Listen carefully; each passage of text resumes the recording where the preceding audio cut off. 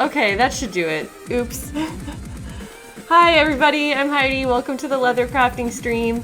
A few minutes late today because I was lazy today, but hopefully now we are going, and I'm ready to keep working on what I've got here with the Celica breastplate that we've been doing over the last few streams. Awesome. Now this is rolling. Okay, and so I have prepared my pieces. I cut these out last time. I haven't done anything since then, so everything is straight up continuing from exactly where we left off. And yeah, we're gonna be doing some work on adding detail to all of these pieces, and then potentially starting to assemble them depending on how far we get today. Welcome to the chat room. Jen the Pixie, Yutsubara, Katie G's, hey it's Shar. Hi Potion Seller. Oh. I'm gonna hang out just a second before I dive in.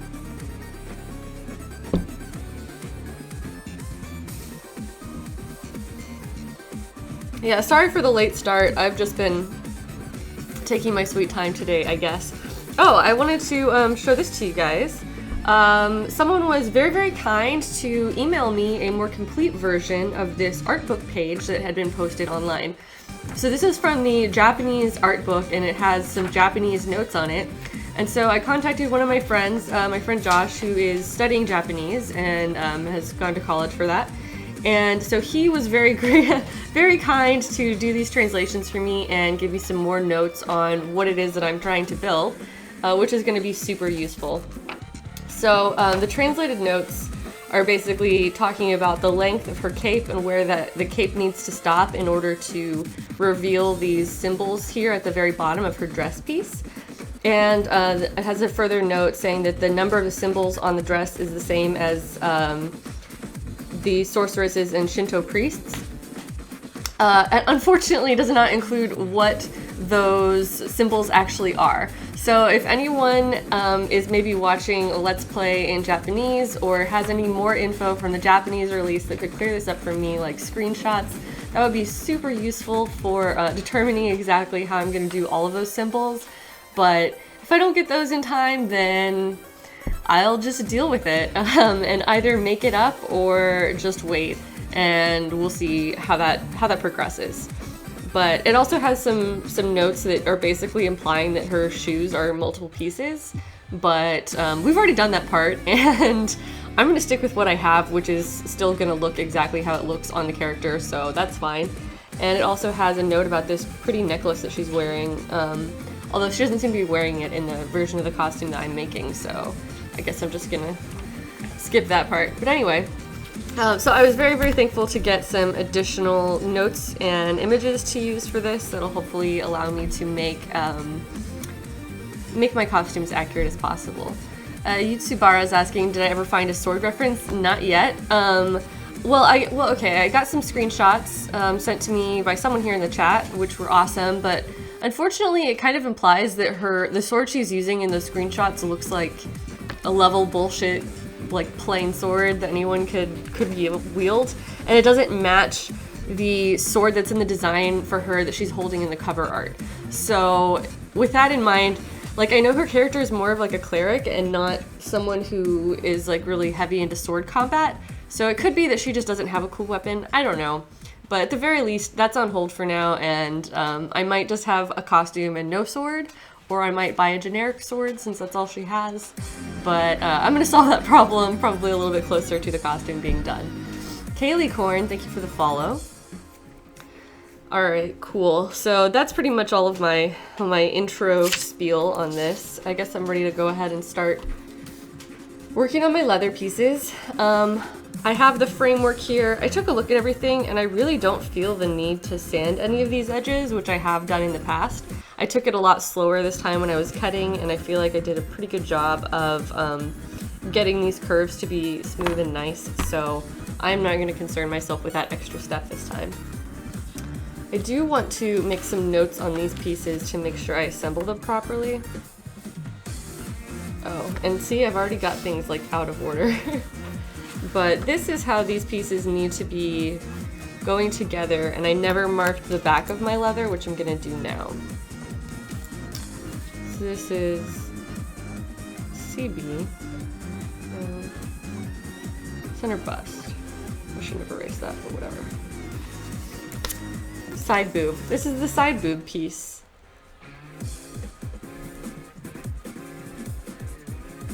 Side boob, and this is on the left.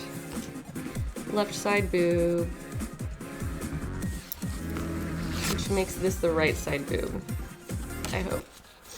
This cute Asian guy has followed. Thank you, cute Asian guy. So now we have side boob right over here.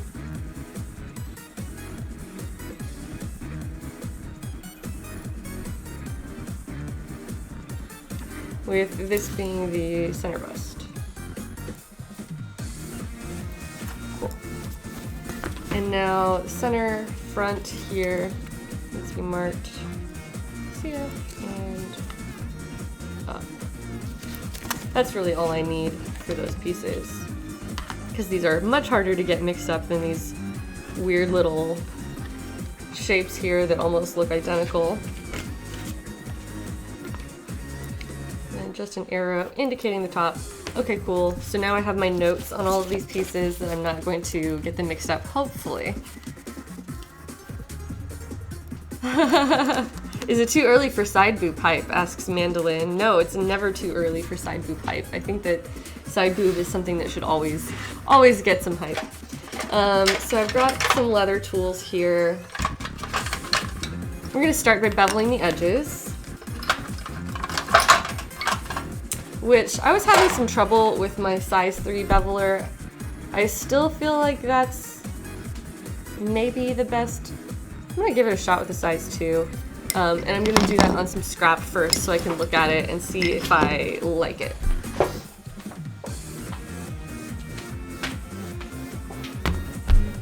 Here's my boob cutout that I had previously discarded on the floor, but now I've got it back. And this is my size 5, which is way too big. Or, I don't know, too big for what I want right now. I guess I don't have a size 4.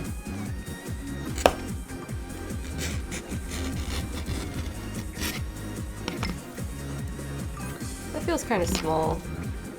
Let me compare it to the size 3, and I'm going to do this with water.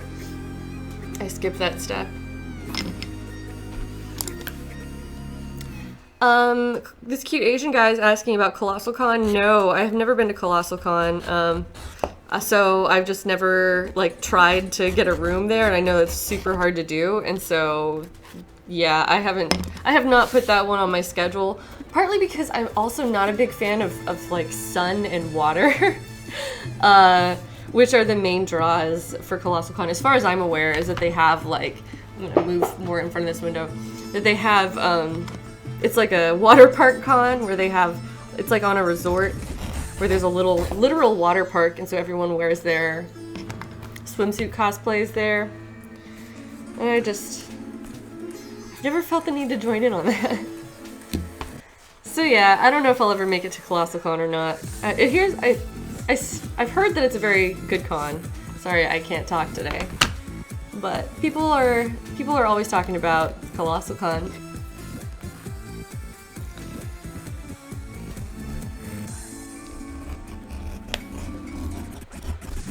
Okay. This size 2 edger seems to be doing better than the size 3, so I'm just going to use this one instead. After checking him out on my scrap piece, I think that it's going to be fine. I'll be happy with that size, so we're just going to move forward with that. And I'm going to do the smaller pieces first.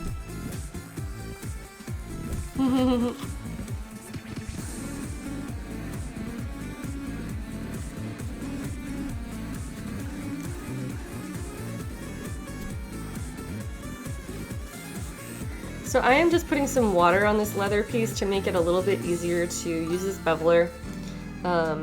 Water is the magic tool, well, not really a tool. It's a magic ingredient for making your leather easier to work with.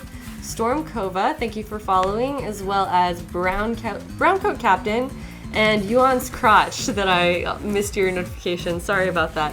Thank you all for following. Welcome to the leather crafting stream today. Alright, now I'm gonna try to be a lot more careful with this piece because it's the real one. It was a little bit haphazard with those scraps a second ago.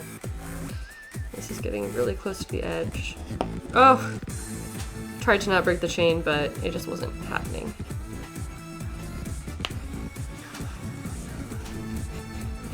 There we go.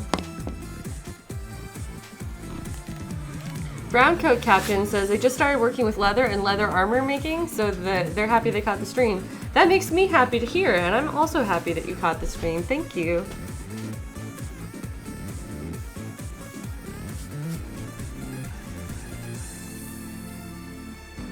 Mandolin is asking, the higher the number, the bigger it is. Yes, with these tools, that is correct. These are the edge beveler tools, and the larger number indicates a larger size of basically that corner that it's shaving off. Yeah. So this is shaving off less than what I would normally choose to go with, but that's okay.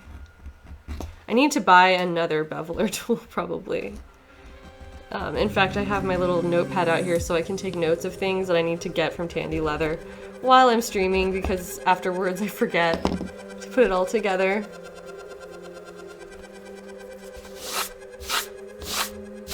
This cute Asian guy. Oh, it's you! It's you! B-Tran Photography. I still need to post that Zelda photo. I've got it queued up. I've just been so bad about like updating all my social media. Oops. I've started to get into the groove of just like focusing on the streams and what I'm gonna do next for the next stream, and I don't know. Maybe I should take a step back. Safer Seraphim is asking, did I ever look at those pull bevelers? Actually, yes, I did. And I ordered one. I ordered a size 3 and they called me a couple days ago and were like, hey, we don't have that one in stock even though it's on our website. So can we send you this other size instead? And I said yes. So that should be arriving soon. And I've never used that type before, so it's gonna be something new. But that one is called the Bissonnet Edger, and I had never heard of it until someone recommended it to me on stream. And now I have one on the way. It will be arriving soon, hopefully.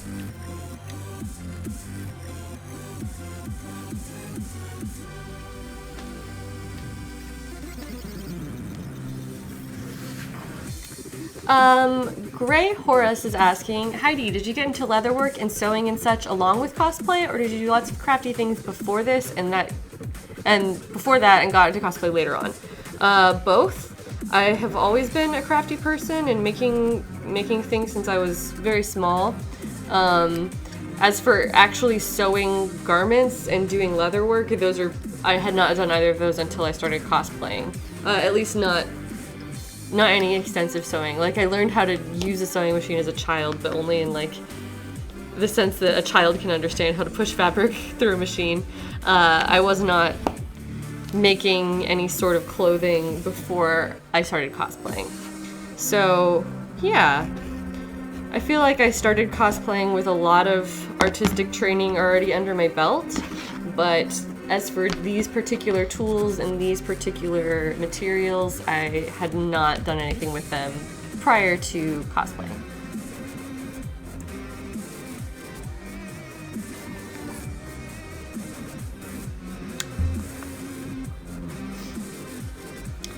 Mariekos is asking, what's the purpose / function of the tool you're using at the moment? This is the edge beveler, and I'm applying a little bit of water to help it cut along this edge as smoothly as I can get it. But what it's doing is, this is a piece of leather that I cut out with a knife, a utility knife, on my last stream, and it is a straight cut up and down, like, you know, a normal cut through whatever material. And what this is doing is shaving off the top corner and the bottom when I flip it over, shaving off the top corner of the material at like a 45-degree angle. So it's called a beveler, and it's literally putting a bevel on this edge so that it's not a straight vertical cut, and it has a little bit of curve to it. And this is in preparation for using an edge slicker to burnish the edges, and I'll explain all of that when we get there as well. But the The goal for what I'm trying to accomplish with these tools is to make my leather pieces have a nice, pretty rounded edge instead of a blunt cut edge. So that's what's going on right now. Nixrael says that they love the Futaba cosplay I did. Thank you so much. That makes me happy to hear. I'm still slowly making my way through that game. And I just got some new photos of Futaba, so I'm gonna keep showing that, but I really enjoyed putting that one together with some of my friends.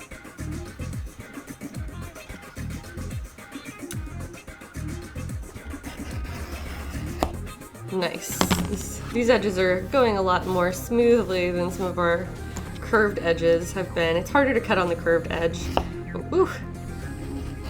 And you want to get it all in one piece, which I'm not doing a great job of demonstrating today, but I'm trying. I'm trying, guys. We're gonna get there.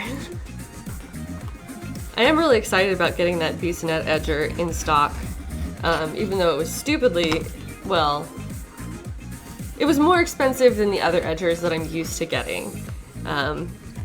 Which maybe when I get it, I'll discover that it was super worthwhile, because there definitely are like different tiers of quality to different tools, so maybe this is like a much better... Oh, that's not good. Maybe this is like a higher quality metal or something like that. I don't know, we'll see. Because the little craft tools are not always super high quality. I've discovered that I have like a stray piece on this edge. Maybe I should have done some sanding. I'm just gonna shave it down just barely with the edge of that knife. And now I'm going to redo that little section of the bevel.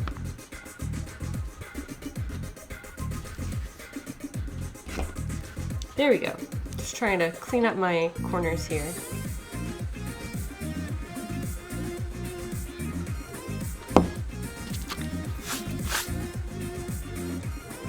Yeah, it makes me really happy to hear that these streams have helped a couple people get into leatherwork. I've had a few people tweeting at me saying that this was their first project, or that they were going to start on something soon. And that makes me really happy to hear, because this is, I think, a very accessible craft. It's something that almost anyone can do if you have the right tools and you know what to do with them. Isaac's Visions, thank you for following. Welcome to the Leathercraft stream. Okay, cool. There's another piece down, and we'll just make our way across. Just Marie as fuck. I don't know if that's what your ASF. I just decided that's what your name stands for. She's saying in the chat that my voice is putting her to sleep, so you better go get some coffee.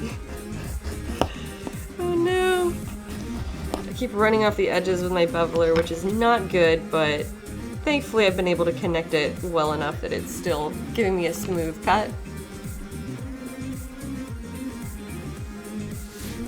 All the 2D Geek says that they're just now getting into cosplay.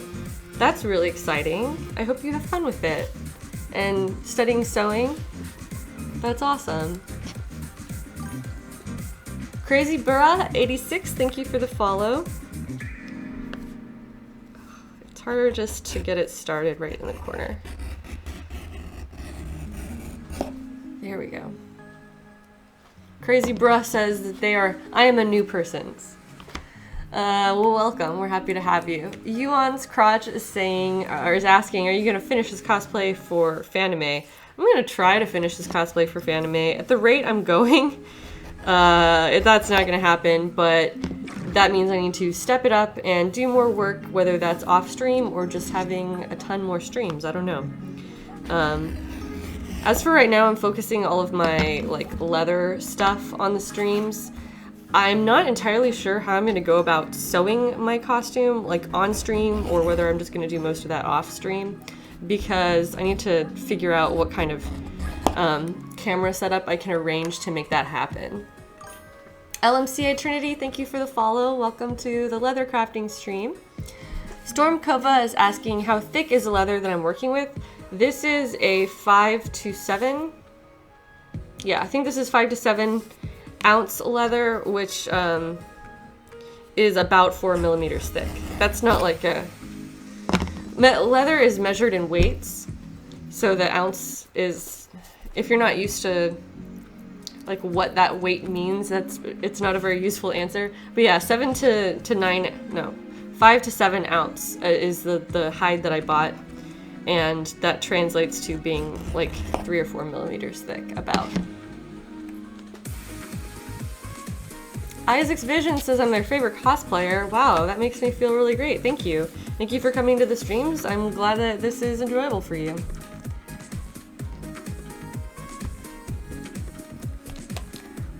Okay, I missed a couple of the questions. Hey, it's Char's asking, do you have to prime the leather before you paint it? Not really, not in the same way that you would prime other materials.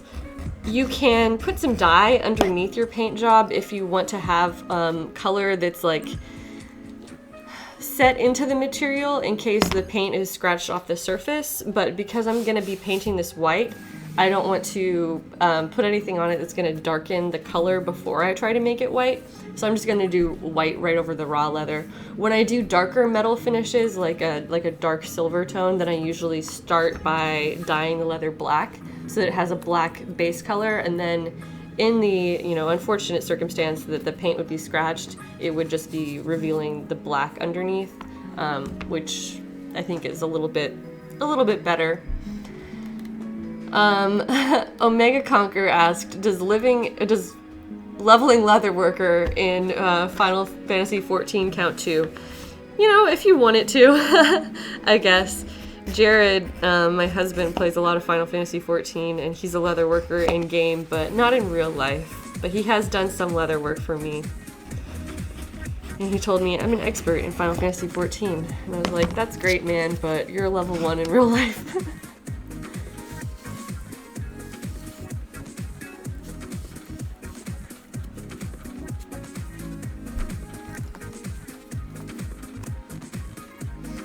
Crazy Bro saying I should do Miki from Parasite. I don't know what that is. So yeah, I don't know if that one will end up on my cosplay schedule or not.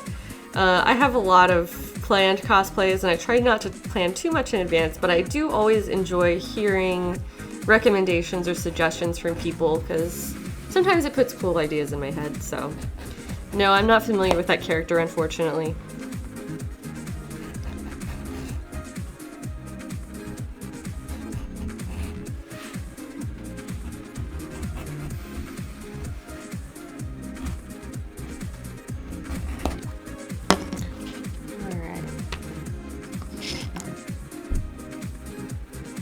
Vicky LP asks, Heidi, will you and Jared ever visit Gamescom in Germany?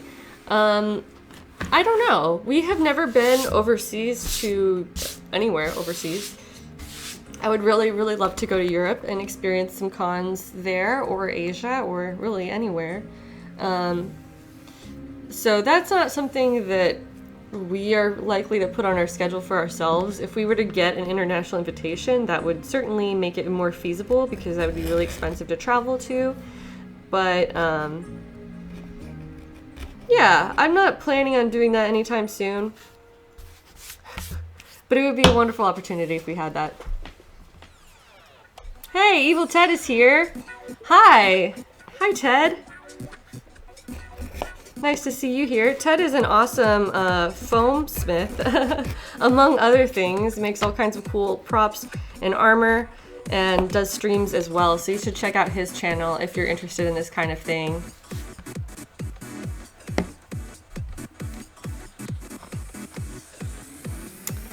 Crazy Bra is asking for permission to post a picture of Linky, or of Miggy, a link to a picture of Miggy. If a mod can set you up with that permission, then yes. Then yeah, that's totally fine with me. I would love to see that costume that you're recommending. Alright, cool. I made it to the stopping point there. And now we just got to take this line again around the rest of this piece. Thanks for the follow, Ted. Glad that you came by the stream today.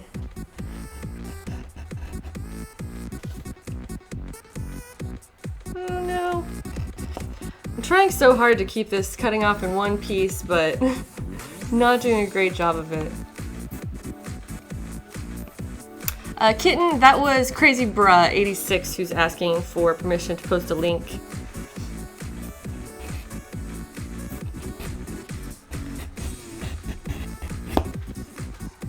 Oh man, these curves are just not going super well for me. Maybe with that Bissonette edger, it'll change the way I'm able to do beveling. We'll see.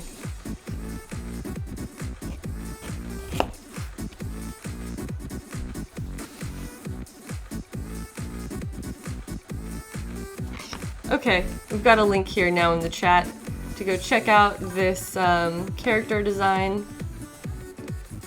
Oh, that is certainly very interesting. That is an eyeball with wings and a mouth and a little triangle body. You know what? I have no idea how I would go about cosplaying that, but that is a very interesting design. I can't say I've ever been recommended a monster character like that. That's pretty cool. That would probably be a really cool puppet design. I have not really made any puppets like that, but my friend Holly has made some super amazing puppets. So that's a really neat idea. It's the monster hand of the protagonist in Parasite. That's really interesting. Dragon and Galaxy followed a minute ago, as well as Paxo298. Thank you guys so much. Welcome to my leather crafting stream, where I am shaving the edges off of some leather pieces, and then we'll start putting some detail on them to make Celica's breastplate. You know, I've gotten a lot of various cosplay suggestions over the years, but I've never gotten something quite as interesting as that Miggy, so thank you.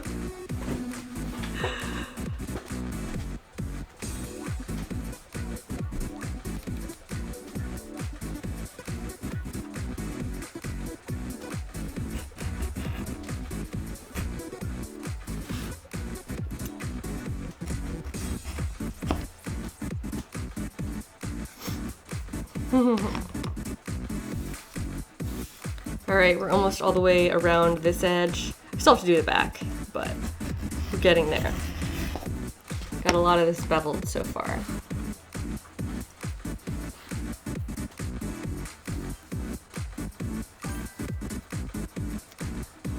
Obsidance has followed. Thank you so much and welcome. As well as Sialona. Thank you. Welcome, guys.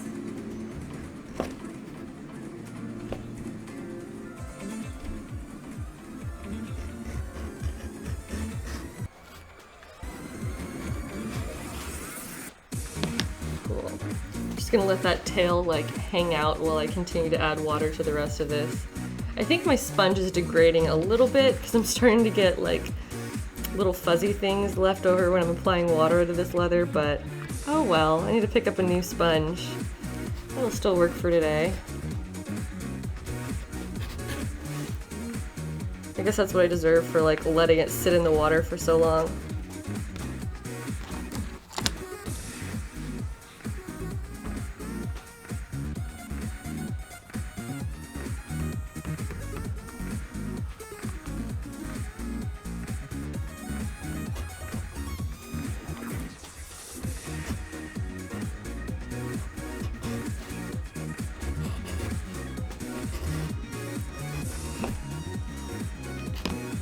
Alright, almost all the way around.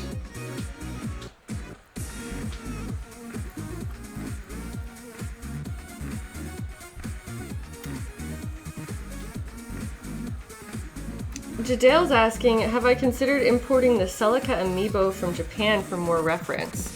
I hadn't considered importing it, no. I was just gonna wait till it got released, but I didn't really consider that, you know, I could get it early that way. Does that affect the functionality at all? Like, would I be able to use it for the game purposes, whatever it... Well, I don't know how that works, but, yeah, that would be an interesting way to get that reference. I know that the amiibo has, like, different symbols on the bottom of her skirt than the reference images that I've seen so far. I'm pretty sure. I'm pretty sure that is something that there's a discrepancy there, which is honestly really common for costume designs from video games and or anime. So that's just something that I might have to deal with in fudging those symbols and coming up with something that looks good, but ultimately the overall design is going to be my priority over accuracy. So yeah, importing that amiibo might be really useful. I should talk to Jared about that.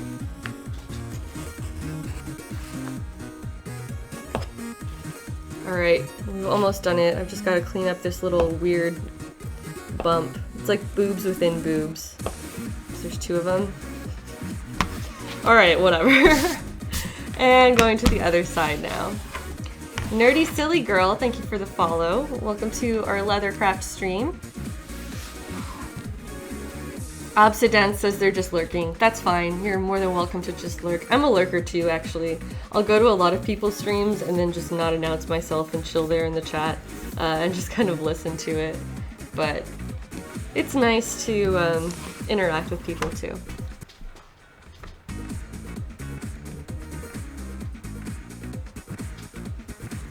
Yuan's Crouch says amiibos are not region locked, so I'd be good with that. Alright, well, you know, I'll consider that. It'd be nice to get a little bit more reference early since I've been doing everything I can to see the details of this costume before it gets released. Oh no. Well, that's fine. I'm glad it was the back.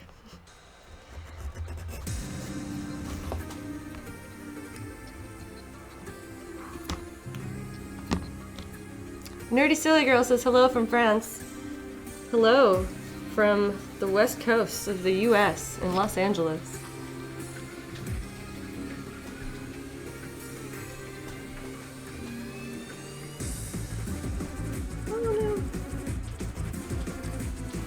Oh, Hilda is here, lurking. Hello.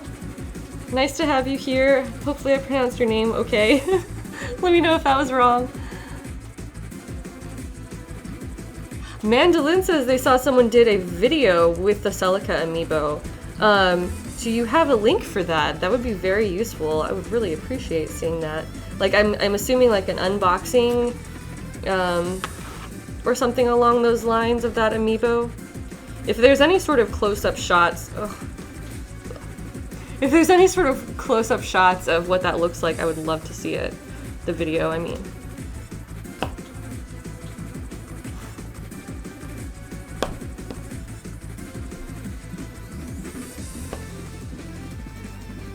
Alright, I'm almost done with this worst part here.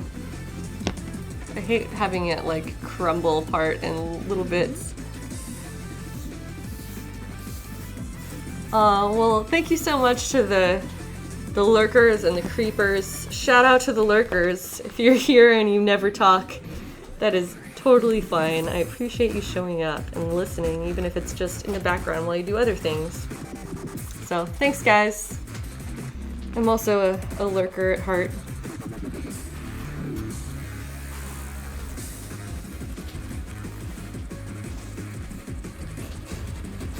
Alright. Cool, that crumbled off, but I didn't actually break my line in that last bit. We'll keep continuing it all the way around.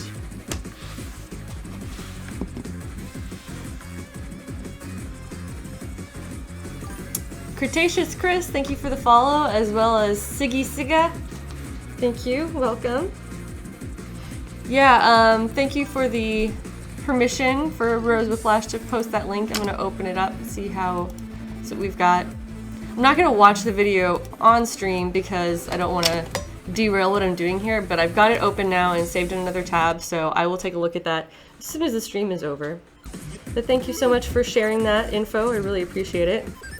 Man, one of the things that I've, that's changed for me since I started streaming is that now I'm like crowdsourcing reference images. And that's been so helpful. So thank you all, anyone who has helped by submitting any kind of reference photo to me, either in the stream or out of it. I really appreciate you. Thank you for contributing to making this costume as nice as I can. Cretaceous Chris says that I pronounced their username correctly. That makes me so happy. I got one. Casey Fuzakos Who's Cos? Like, Cos isn't cosplay, that's what I'm assuming anyway. See, I might have messed that one up, but thank you for following.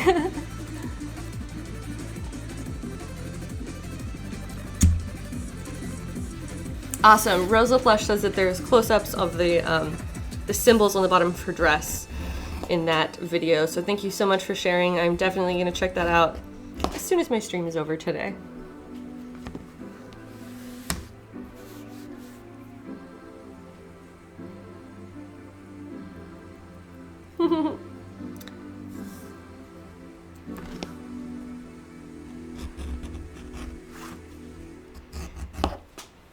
Mandolin says it's a chat full of assistants. Well, I don't know if you guys are all assistants, because that's a little bit... I don't know what that is. But you are certainly, like, vicariously helping me create this costume, because I am so motivated by interacting with all of you. Oh no, come on. There we go. And once again, I have Spotify ads. I need to just sign up for whatever I need to do to make Spotify not play ads. I need to look into that. Sorry, guys. Still putting this all together. Credit applied within 2 invoices. Coverage and offer not everywhere. Restrictions apply. Casey Fuscos says that yes, it's Cos is in cosplay. That makes me happy. Welcome. Glad to hear that you have just joined us on the channel. It's nice to have new faces here. Yuan's Crotch, have fun on your cosplay materials hunting, and good luck. Wilderox is saying, are you doing any metalwork stuff, like for jewelry or adornments? I'm not doing metalwork personally. I do make a jewelry out of like usually pre-made metal components. For this costume, she has some earrings that I've been taking a look at what I'm going to use for that. And it's basically just like some beads and some findings I'm going to be putting together. So no, I do a little bit of jewelry making, but not actual metalwork. That's something that would be cool to learn.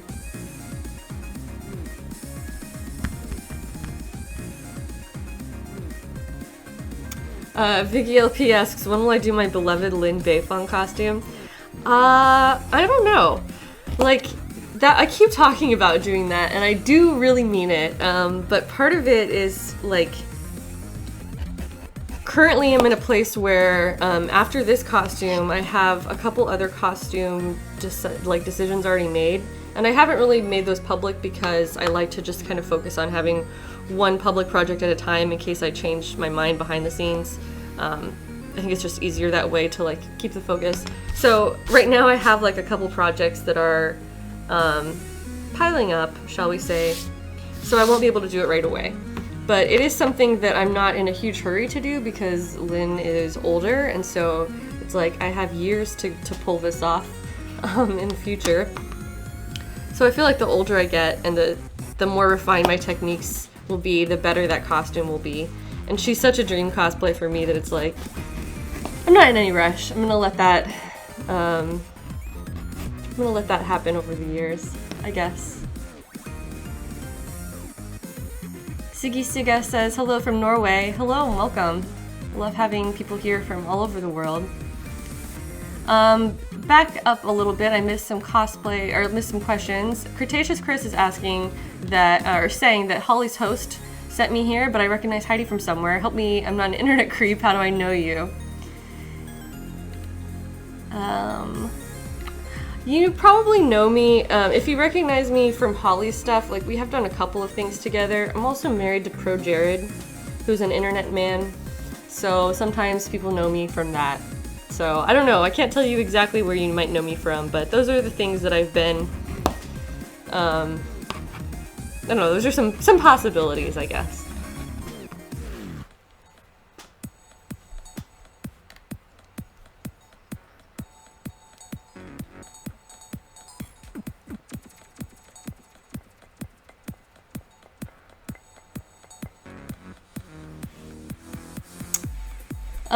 Metal Jenny's saying that social media has put a lot of pressure on stuff that I hint at as far as like cosplay upcoming plans.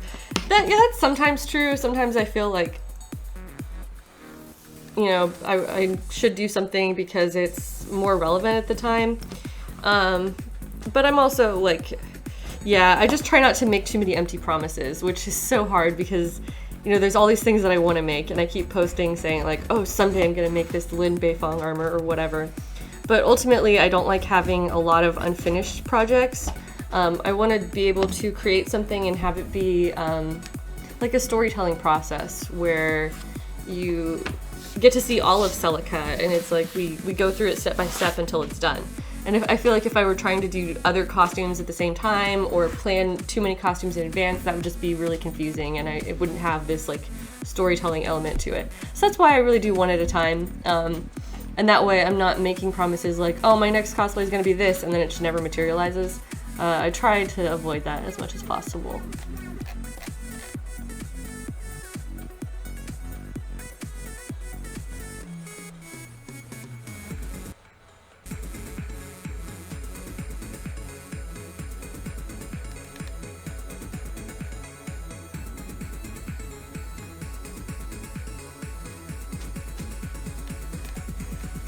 Cool, so it's interesting to hear where people first became aware of my work. A lot of it is through Holly and Jared, apparently. Well, thank you. Thanks to both of them. That's awesome. You know, it makes me happy to hear, and I'm glad that people are here from wherever they came from. All right, I'm pulling out my original mock-up piece, or not mock-up, but the pattern piece that I kind of started working on, which has clearly evolved some. But I'm pulling this up so that I can start to set up my little edge grooving tool here, which I will demonstrate momentarily. That was kind of an eyeball. Once again, I'm gonna go back to a scrap piece to test this distance and see how we're doing. And what I'm doing is setting up to groove an edge along my cut edge. Random Rainbow, thank you for the follow. Welcome to our leather crafting stream.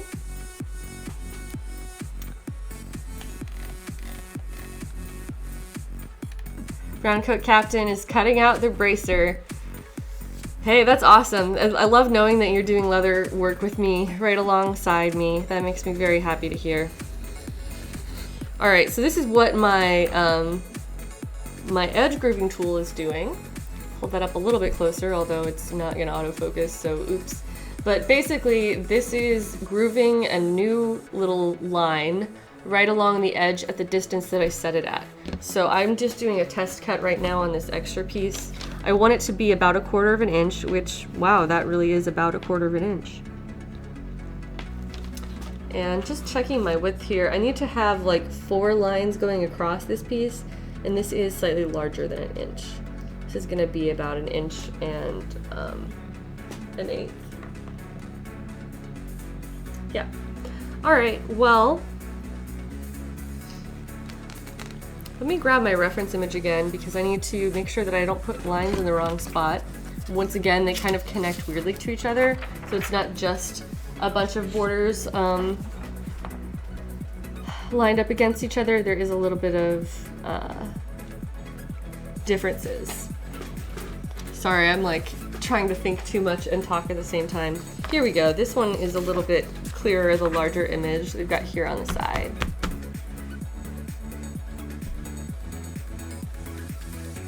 Oh, Hilda, this is leather. This is all veg tanned leather, which is a different type than what you would typically like make a garment out of. But this is ideal for doing thicker stuff like armor or holsters or like saddles. It's something that can be used to hold its own shape and create these dimensional pieces, which is really useful. So that's what I am up to today. Oh, hey, Char says her first video she watched of mine was the competing in a cosplay contest, which is one of my favorite videos that I ever made, even though it was like the first one I ever made. Yeah, I got to compete in a cosplay contest with my Samus cosplay last year at IkiCon, and I had a really good time making that video, and it makes me happy that you enjoyed watching it. So check that out on my YouTube channel if anybody else has not seen it and is interested. You get to see me go on stage in a costume, which is always really scary, but I somehow pulled it off. All right, let's see what else I missed here in the chat.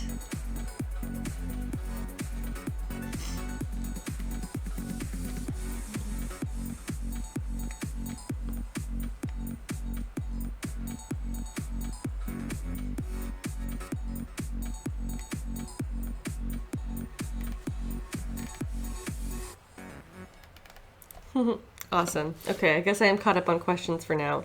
Doing one more test cut. It's a slightly, just barely thicker distance that I think is going to help me to space out the 4 lines that I need to differentiate here on my final piece. So I'm now happy with this. I'm going to go for it, and we're going to start putting some borders onto the pieces that we've already cut. Now, these pieces do not need a border at all, because going back to our mock-up, which I'm going to grab just to show you guys for visual reference.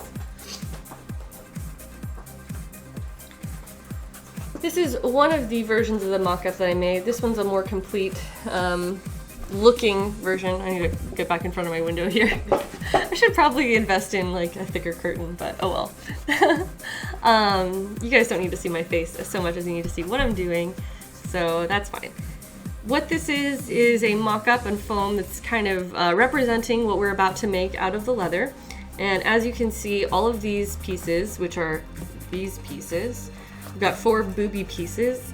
They are the bottom layer, and they're being totally covered up around all of the edges by this top window layer, which is this one. So with that in mind, these pieces do not need any sort of decorative border on them, because the edges are going to be completely covered up by the framework of this one. So this one does need a border, and these still need stitching lines on all of the edges where they're going to be stitched together, which is these 3. So we will do that next after I'm done with this perfectly set up edge grooving tool. Sorry, I like lose my train of thought while I'm talking sometimes.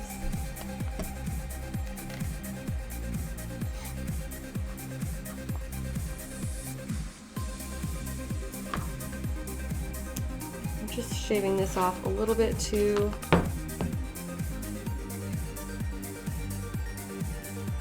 Had like just a little bit too much material in this one spot, so I'm just really lightly kind of scraping it with my knife blade, not removing very much, and being really careful to not cut into the rest of my piece. Okay, I think I'm satisfied with this. Brown Coat Captain says that they want to get into leather work to make more long-lasting costume pieces. Yeah, that is the reason why I'm doing this. In a large part. Raven X Wonder has followed. Thank you so much for the follow. Welcome to the leather crafting stream today. But I agree with you. I work so hard on my costumes, and I want them to last for a long time. And if you're using cheaper materials, you know, sometimes they don't. Well, the cheapness isn't necessarily the problem. Hold on just a second. I realized that my lines need to connect at the... Oh, I think that's going to be fine. There's the thinnest points over here. In the reference image, the 2 borders are pretty much touching. Like, all of the middle is basically eliminated.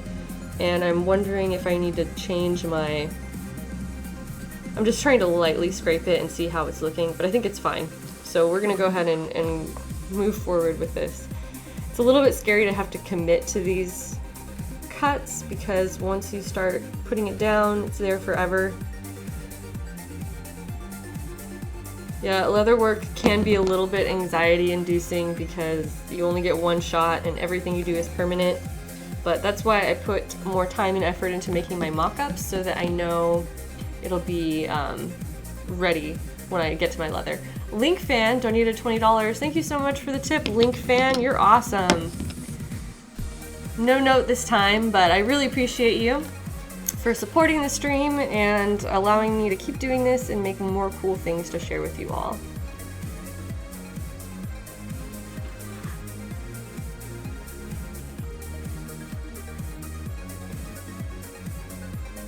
I'm trying to be as careful as I can going around this curve, because if my hand wavers very much, it's going to create a wavy line in my groove, and I don't want that.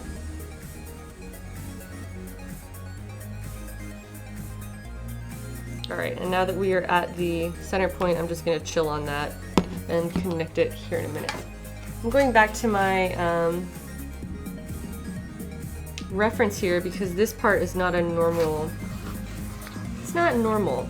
All right, let me do the external border first, and then I'll make sure that I am correctly placing all the rest of these lines. But we'll just do this one step at a time. Starting with the outside border because that is a regular border and doesn't need to be interrupted with any other shapes.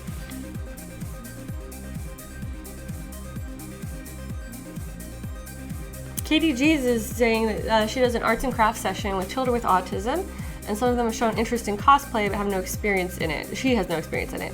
There's something I could suggest them to start off with. They're around 14 years old. Let me think about that. If anybody else has suggestions in the chat, that would be wonderful. Getting started with cosplay. What I did when I was first learning to sew and start making costumes, I was just going to thrift stores and picking up pieces and then making alterations to whatever I could to try to approximate these costume pieces. So if you are trying to help someone get started in making their first costume, that's like a good place to start, especially if you aren't already skilled in making things. Pretty much anyone can, you know, cut things apart or hopefully sew them back together, you know, starting with pieces from a thrift store. So that's a good idea. If anyone else has any suggestions, I'd love to hear them and we'll read them out loud in the chat.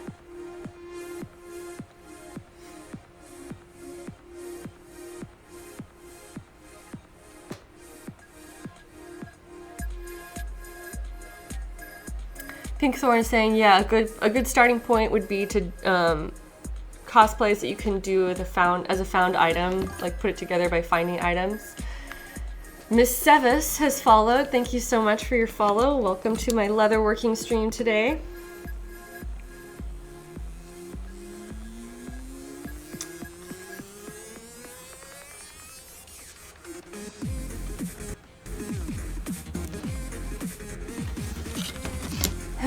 Is it weird? Lance Icarus says, is it weird to be watching the NFL draft on my TV and Heidi's cosplay stream on my computer? Maybe not like typical, but you know, whatever you are interested in, it's fine. It's okay to have diverse interests and do some things that are nerdy and some things that are not so nerdy. You do not have to put yourself in any one category. So yeah, that's pretty funny though. I'm currently competing with the NFL draft for your attention. Alright, I've made it back to my starting point. Oh, I've got just one kind of wavy line. That's so unfortunate. It's right at the center too. I'm kind of going back over this to try to smooth it out a little bit, and I sort of pulled that off. I think that's going to be okay. If I had sanded this edge, I think I would have gotten an even more perfect line, but I'm working with what I've got, and I think it's okay.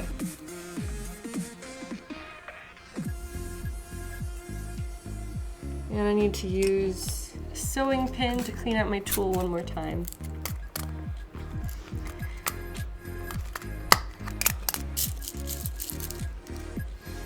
Maddie Jerome says that I do a lot of thrift store cosplays too. Another option, which is what my friend did when sewing me a dress, would be to make a simple dress by tracing one of their t-shirts and then obviously tracing it down to make a skirt to give a very basic shape that can be versatile. Yeah, that's a kind of simplified explanation of what goes into making your own patterns with sewing anyway. There are a lot of ways to go about it, and it doesn't have to be super technical or precise, especially as you're just getting started. But there's a term called a sloper, which describes a basic garment that just fits the shape of the body. It's usually sleeveless, and that's like a fashion term that describes like a base garment that you would make, and then from that garment you would start adding design lines, start changing where the seams are, and building from there. So what you're describing with a t-shirt is more or less the same concept, just a little bit more entry level, let's say. And that is a really great way to start teaching yourself the shapes of the human body and how to cover them and how your pattern pieces need to look to fit together well. So yeah, all of that is just the things that you learn over time by practicing. So that is a really good place to start. Kiwi73 also says, I would look at cosplay that isn't too complicated and includes like normal clothes, but with, for instance, fabric painting and small alterations. Yes, I've done a number of costumes like that. My Futaba cosplay that I just did is very much like that. It's not like crafting intensive. And I like to switch off back and forth between doing something that's really detailed like this versus something that's like, okay, I bought some clothes on Amazon and I added a logo, or I changed little things or altered this. And that is a really great way to get into cosplay if you are wanting to start like dipping your toe in crafting, but you don't have a lot of tools or supplies.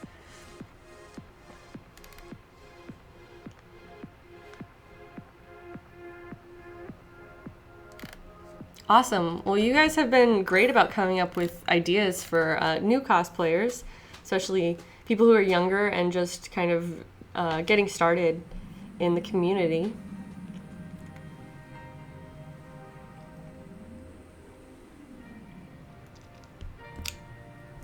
Judge Sims is just joining us and asking what else is new. Oh, how are things coming along? Well, I have just finished putting a border on the outside of this piece. Oh, I need to connect my line here in the middle, but to do that, I'm going to use my freehand tool.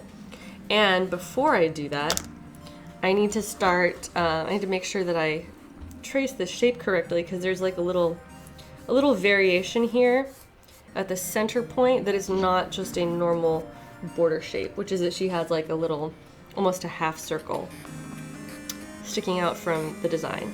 So I'm going to do a little guideline on that side.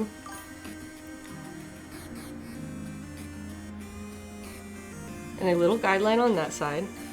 And basically I just visually marked for myself the thickness of this border. And now I need to measure to make sure I'm doing something that's going to be symmetrical, but how about a ½ inch? I think about a ½ inch is going to be a good placement for this little semicircle design. I'm doing this really lightly in pencil because my leather will be painted. I'm not worried about like marking directly onto the surface. I do, however, want to be really careful to make sure I'm not making impressions, because this leather is wet and it's very susceptible to surface impressions at this stage. So if I press too hard with my pencil, I'm going to end up creating like indentions where I might not necessarily want them. So I'm just very, very lightly creating this like semicircle shape.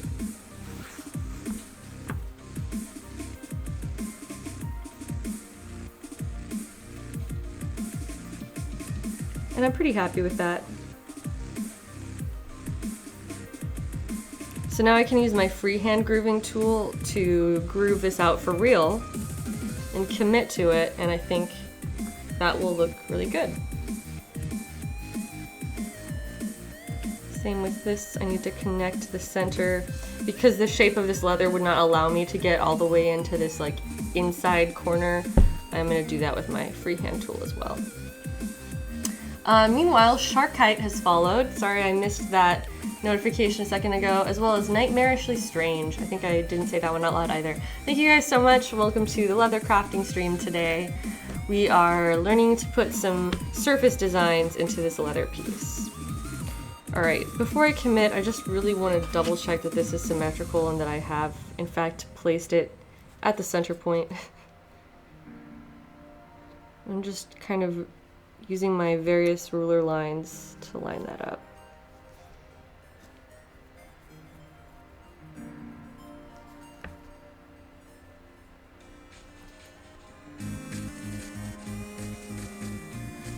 Okay, I'm happy with that.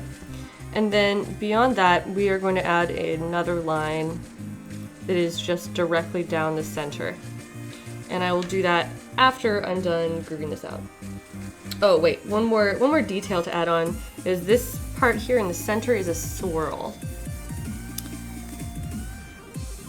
which I have marked on here, thankfully. And that also needs to be grooved by hand. Just these swirl shapes.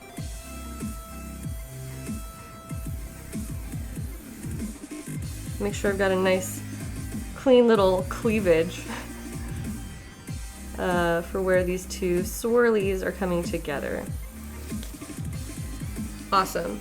Now, aside from the marks that I just planned out, everything else is a normal, evenly spaced border. So now I'm ready to go ahead and keep grooving that out.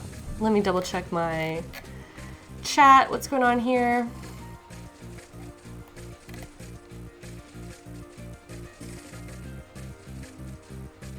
Good afternoon, Galilethiel. Welcome. Metal Jenny asking, how do I plan on making this gold, Heidi? It's going to be painted. I have a couple different leather paints picked out for colors I'm going to use, but all of the gold, red, and white will all be painted onto the surface of this leather with leather paints. So that will be a nice way to get a nice, like, clean, even color.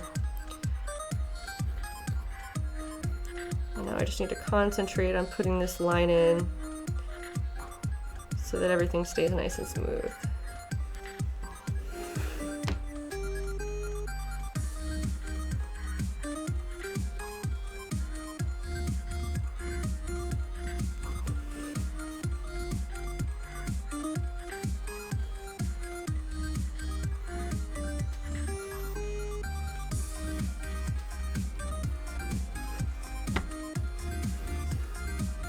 Judge Sims is saying, is this supposed to be metal looking like your Zelda Spalders?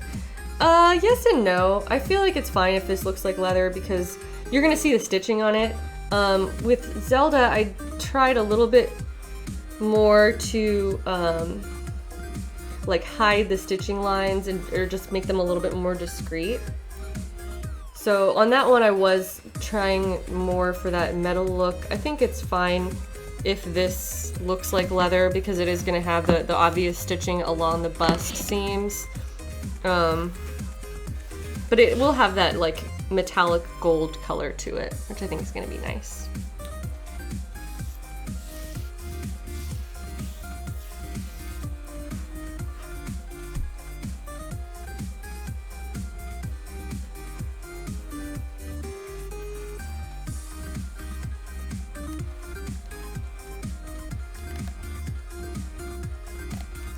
Yeah, Metal Jenny saying that she wasn't even aware that leather paint was a thing. It is. It's usually, well, there's a number of different types, but a lot of it is just acrylic paint that has a flex agent in it. And what that means is that the paint becomes flexible then, because if you use a regular acrylic paint on these, the leather often needs to flex, whereas the paint will not always go with it, depending on how thickly it has been applied. So if you have a non-flexible paint, it's going to chip and break off of a flexible surface. So the leather paint is just a paint that is made with that flex in mind and is going to hold up throughout the normal use of your leather items.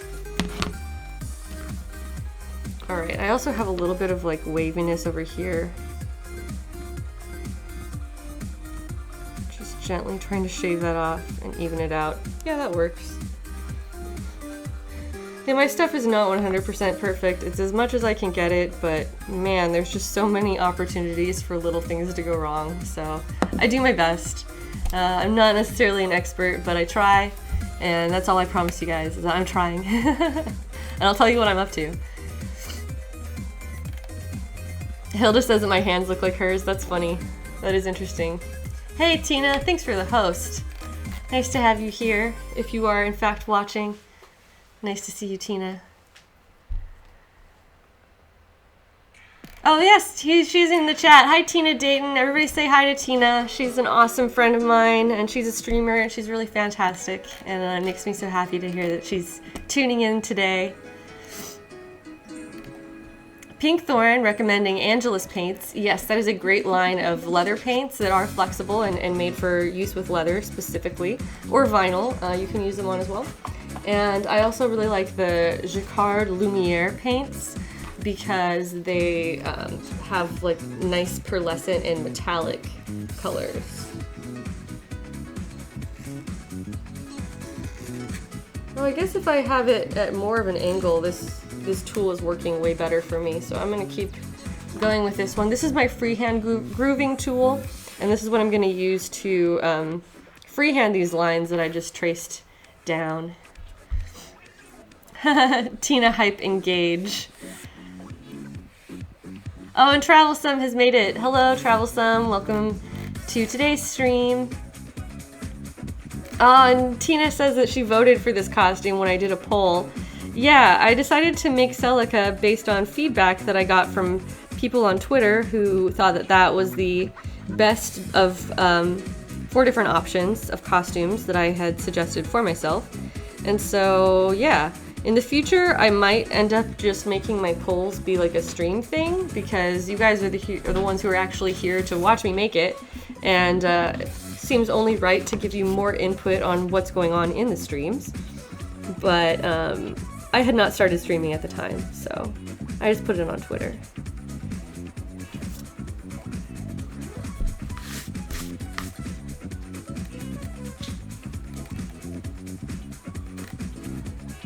Oh, Metal Jenny says she voted for Ash, which was unfortunately the least popular option, although I love Ash. And, you know, I'm not bound by the results of this poll either. So I feel like I will definitely make an Ash costume for myself at some point. I just don't know when. I'm not in any rush on that one. Alright, now I have these lines worked out. That looks pretty decent. Looks pretty good.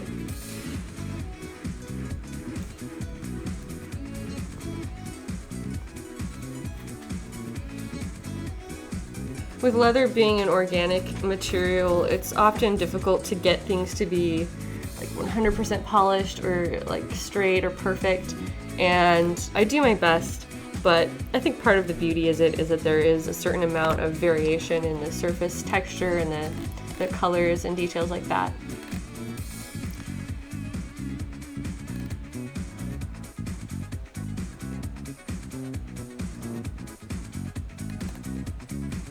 Casey Fuzikos is saying that he loves Tali's work. Yeah, Tali is a cool lady. She's a friend of mine.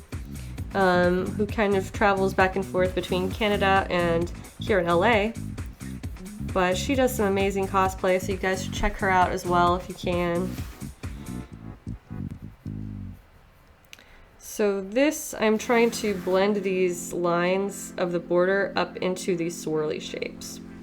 And I think that I might not have given myself as much room as maybe I should have. But I'm gonna make it work. We're gonna make it work, guys. Don't worry.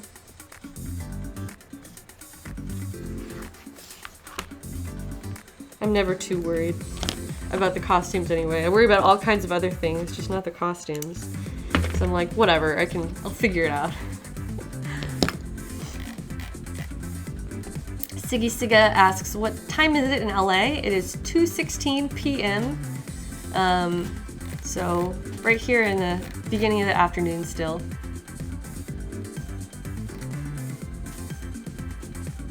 A number of people said that they voted for Celica without knowing who she is, just because the armor is cool looking, and I agree with that sentiment. I'm gonna play the game as soon as it comes out, and I've heard that she's awesome from a couple people who are watching, I think, Japanese playthroughs of the game that is already out.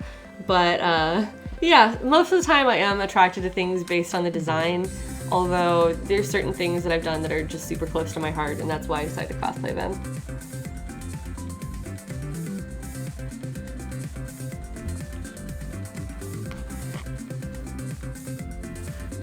Alright, I'm gonna groove out the center a little bit, if I can, without messing it up. Just to create a little bit more of a impression at the very center. It's a cleavage. It's the cleavage of the breastplate. I mean, it actually also, well, not quite literally. It is at the center of my boobs, though. It's just not at the top. Hello, Krim VZ. Welcome.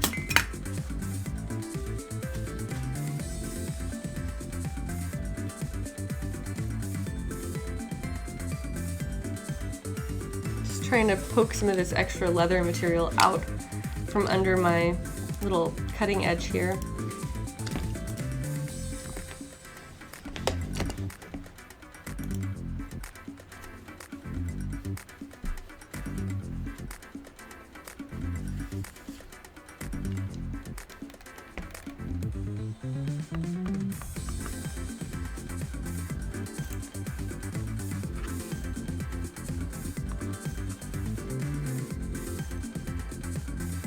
Alright, this is, I'm just going for it. I'm just literally freehanding this.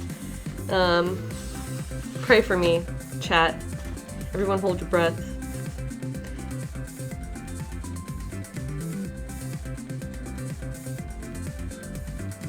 Hey, that worked out. That line is actually pretty clean. It goes straight into my other one, which is what I was hoping for.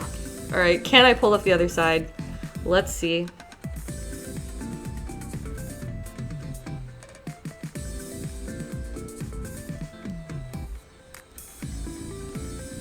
Nice. Yeah, that went better than expected. I'm gonna do a little bit more cleanup on this line, but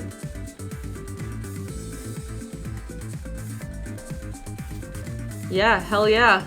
Leather grooving hive. Got it. Well, Lance Icarus asking, what is the tool that I'm currently using? This is a freehand grooving tool, which is exactly what it sounds like. It creates grooves wherever I use it. So whatever lines I need to add, I can do very simply with this tool. And currently I am using it to add these little swirly bits and details to the border.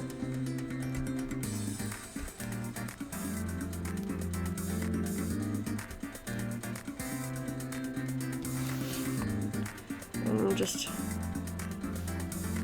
doing my best to make this symmetrical, even though it's entirely eyeballed.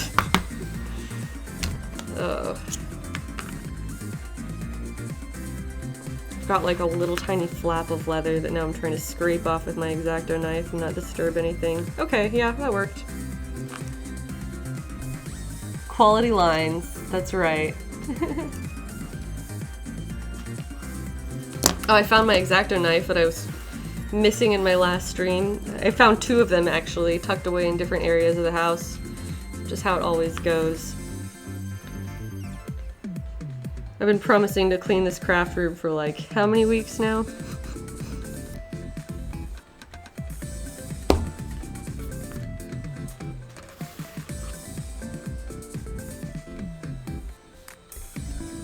So I'm just pretty much like cutting out tiny chunks of leather to try to make this as smooth and rounded as I can manage.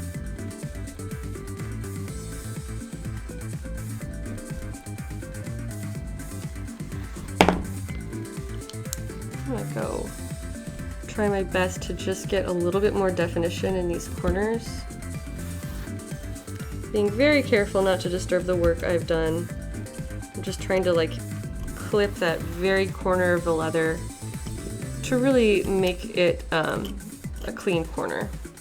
Okay, yeah, it's working. Ooh. Sometimes it's a little nerve-wracking to do things that are so permanent, but it's how it goes with leather. You have to be brave. You have to just grit your teeth and do it, I guess.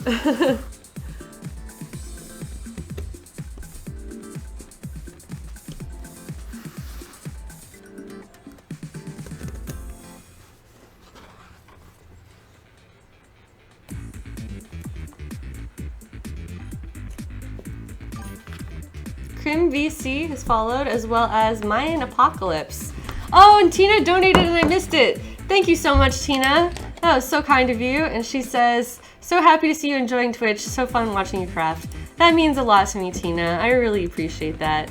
Tina has been so kind, and she was one of the people who encouraged me to start streaming, and one of the reasons I got into this is because Tina talked so highly about Twitch and streaming, which is something that she does all the time. So go check out Tina. She does mostly gaming streams, I believe, but also some other kind of streams, like just social streams. So go follow Tina for more awesome stream action. And thank you so much, Tina, for all of your support. You've been wonderful.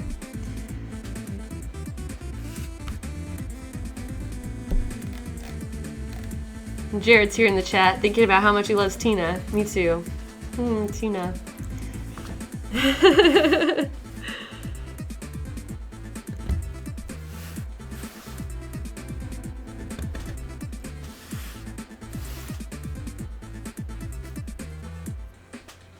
Yeah, such focus. I've been like trying so hard to not mess up my leather work that I'm not paying attention to what's going on. Sorry, guys.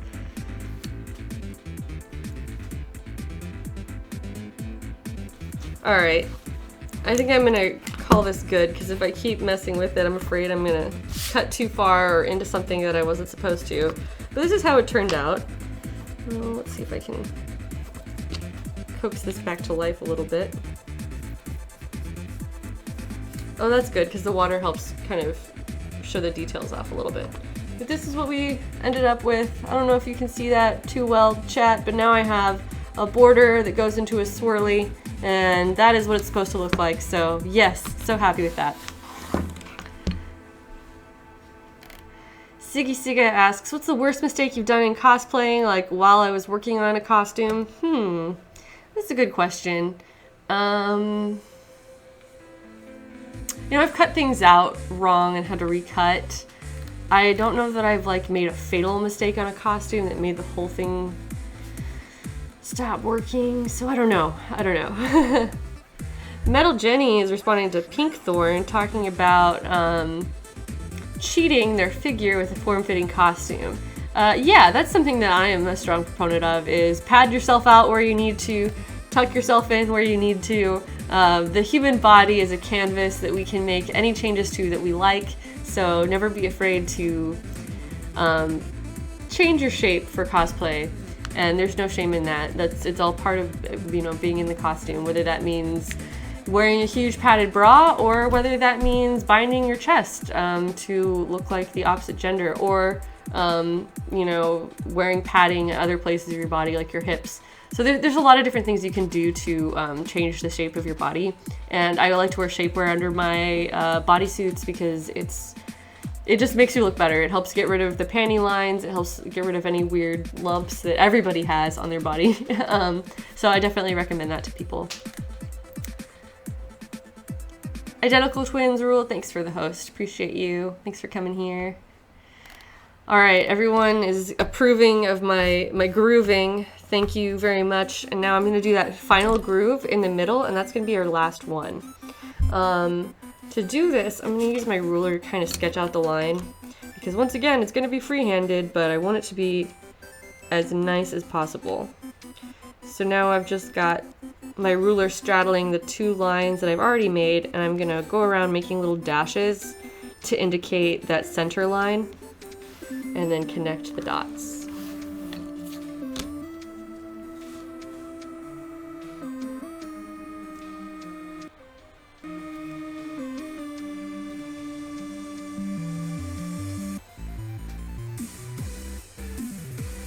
So the thickness does kind of change a little bit. Oh, and this line also disappears. Forgot about that. So right around this area is where the center line disappears. It does not continue into the bottom piece here. You know, I think that for the sake of the overall style, I'm gonna have the center line connect all the way down to the bottom and then just disappear. And it will be covered, at least in part, by the Chicago screws or snaps, I'm not sure. Whatever I use to attach to the strap is going to hide that piece right there. And I think that that's just going to be the overall best approach to making this look really nice and clean. The Iscariot has followed. Thank you for your follow. Welcome to my leather crafting stream.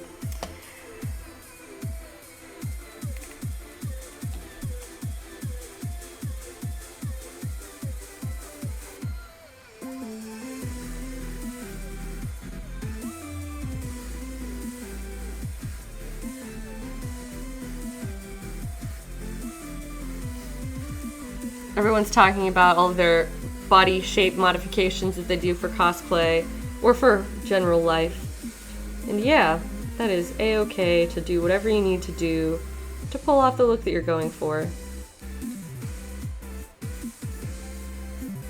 Heels are super helpful, I saw someone mention, for making your body look longer, making your legs look longer, making your calves more flattering because that muscle is flexed.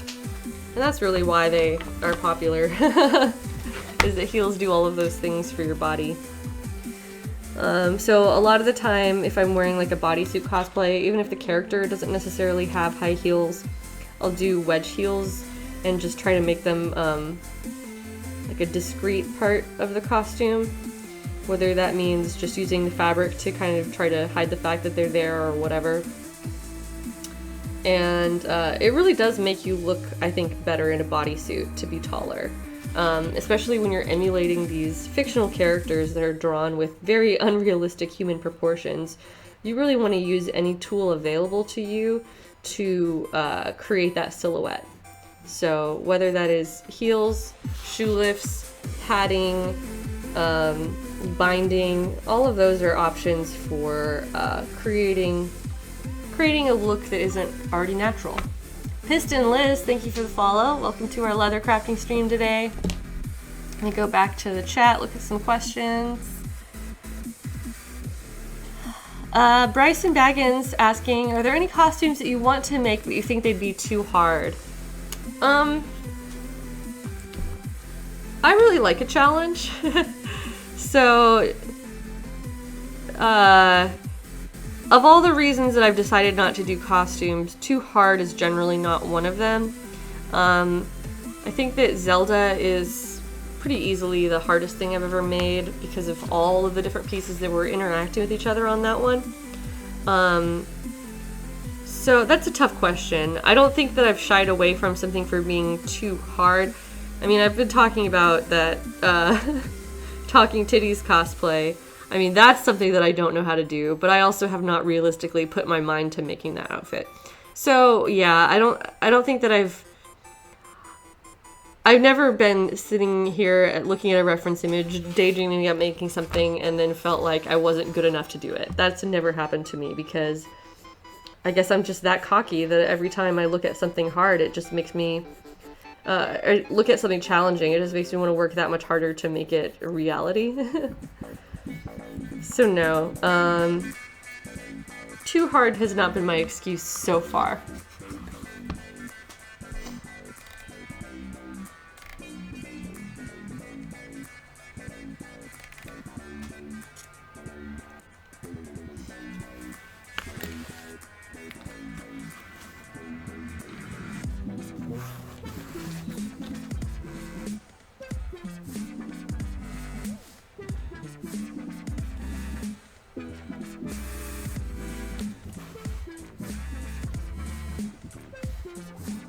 Alright, we're almost done drawing this line. I just want to get it as close to the center as I can to divide the remaining material in a way that looks nice.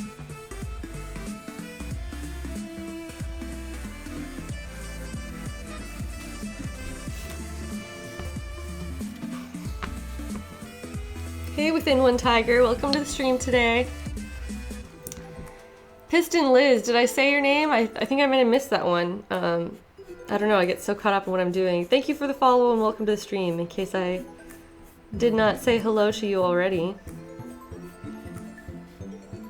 It's one of those days where I'm concentrating pretty hard on what's going on up here. And multitasking is occasionally difficult for me. But we're doing okay, I think.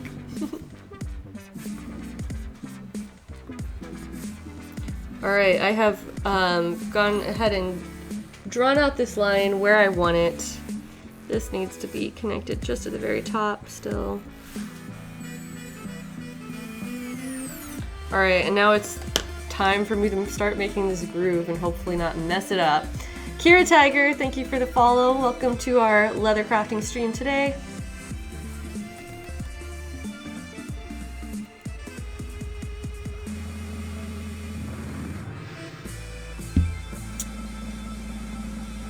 Alright, this is the moment of truth of,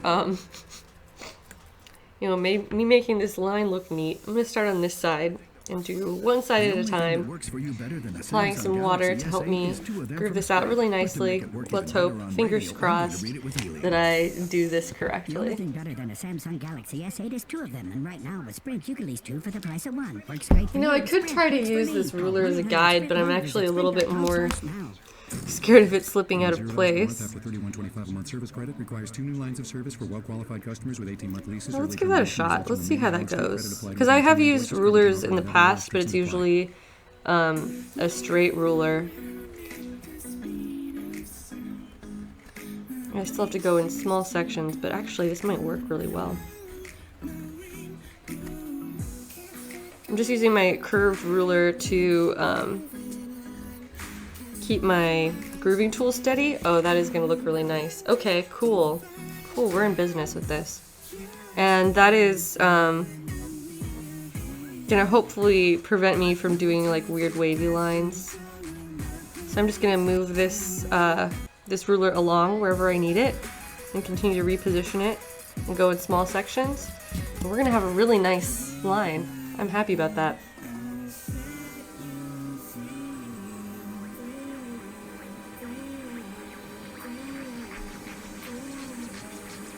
Piston Liz says she's here to learn.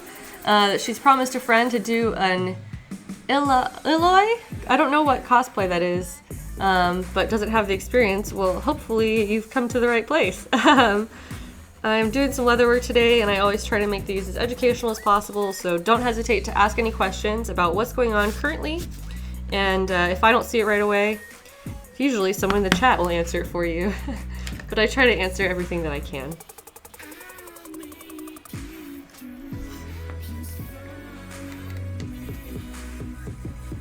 Bryson Baggins is asking, what's your favorite video game? I'm assuming that's a question for me.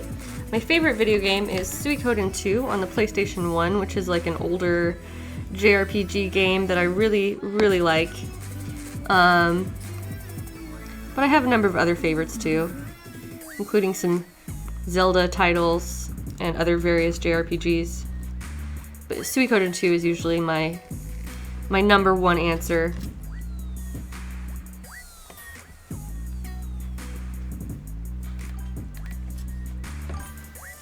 Vader has followed. Vader with some numbers. Thank you for the follow, Lord Vader.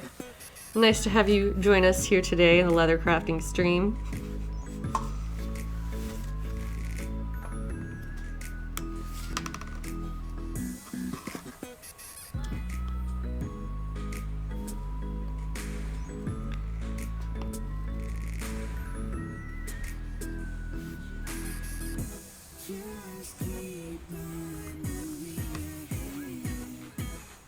Alright, so far so good. We have managed to put most of this line in without messing anything up.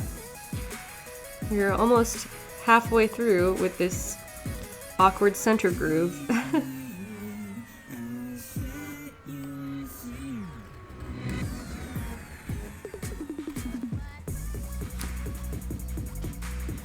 And I decided to kind of even out that curve a little bit. Kind of relax the curve as it's coming into the bottom here.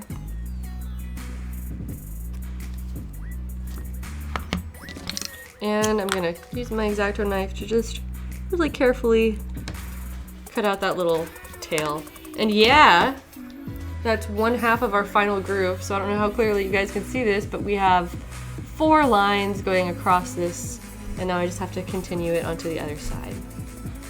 Well, 3 grooves and creating the style of 4 lines.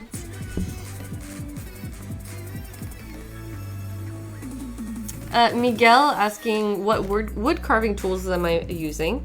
These are not wood carving tools, they are leather carving tools basically, but this is a freehand grooving tool. It has a little cutting edge at the very tip that's like kind of producing a little sliver that is peeling up as I go along and make these grooves. And this material that we're using here is veg tanned leather, which is a special type of leather that is really great for making anything that needs to hold its own shape, such as a holster or a piece of armor or other items of that style. No, this has got to be, because this is the side of the ruler that I used on the other side.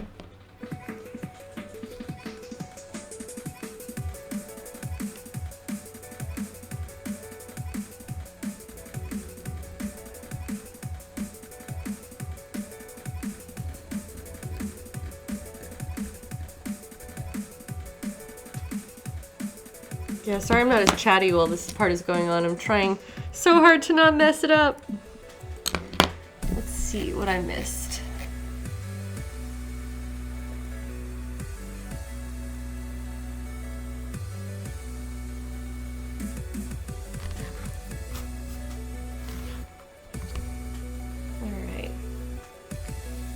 once this is done, I can move on to wet molding this piece actually, which is going to be really exciting.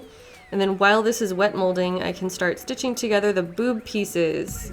And then we will be on our way to having something that looks like boob armor, which is the ultimate goal for today. Make this armor look like boobs. Yeah, I'm gonna try to do a longer stream today. We'll see how much stamina I have, but I'm feeling it today and I really want to get as much done as possible so that I can progress on to other parts of the costume and hopefully still make my Fanime deadline. Fingers crossed on that. But I have really been enjoying just treating this costume as a stream project. And I don't want to get to the point where I'm doing too much work off stream because I want this to be interactive, and I've done so much of it so far on the stream that I want to continue that and keep it up and make sure that you guys have access to seeing what I'm doing and my approach for the rest of this costume, including the sewing work. So I don't know. I don't know if the sewing work is going to be as interesting to watch, which is one of the reasons why I've kind of avoided doing sewing on stream so far. But if I can get the right setup, I would love to do at least part of it. Because I know a lot of people have sewing questions, and even if it's not as exciting as leatherwork, I want to be able to provide answers to those. So, we'll see. I'm going to do at least part of it for sure. And then, depending on how desperate I get to make this Fanime deadline or whatever, maybe I'll have to make some adjustments to how I'm doing things.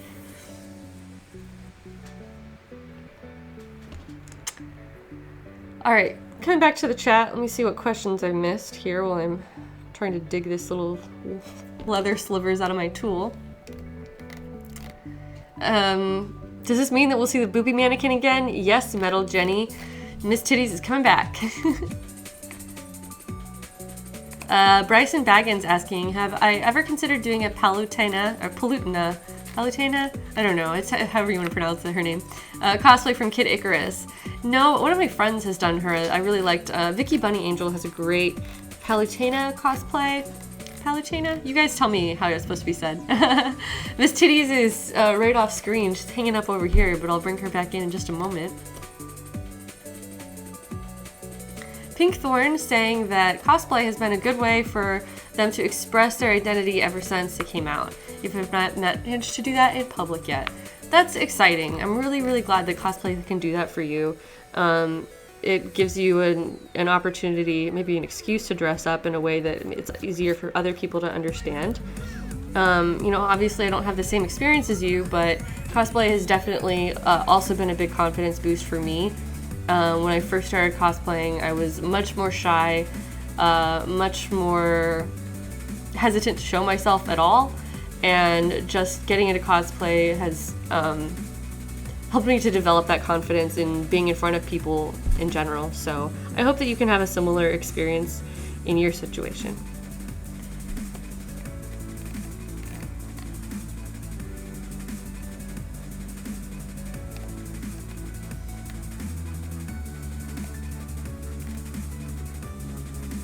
Some people, Siggy Siga is saying that they would love to see some cosplay, or sorry, some sewing progress streams. That makes me glad to hear. I'm gonna do at least some for sure.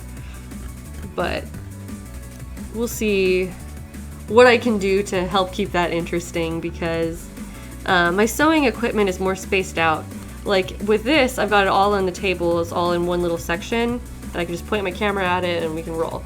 But with sewing, it's like one of my machines is over there, the leather machine is over there, my ironing board is back here, my cutting table is right here, and I move between all of those places whenever I'm working, and so it gets complicated. And that's gonna present some challenges for how I will be able to show what I'm working on. But I would love to get like a sewing cam or something like that where you can actually look at what's going on in like what's going through the machine. That would be pretty neat. We'll see what I can set up. I'm gonna give it a shot. All right, gang, we have grooves. Our grooves are done. Awesome, that is exciting. Now I have a boob window with grooves ready to go. gonna go ahead and put the cap back on my grooving tool and start collecting these things so that I'm not making even more of a mess all across my table here. And the next thing I need to do is grab a big bowl of water so that I can do my wet molding. We'll get Miss Titties out, have her up here with us as well, and I'll start giving her a little weird boob massage. Let's do it. Alright, I will be right back. I'm gonna run off camera, grab my water bowl, and return, and then we'll continue with the wet molding.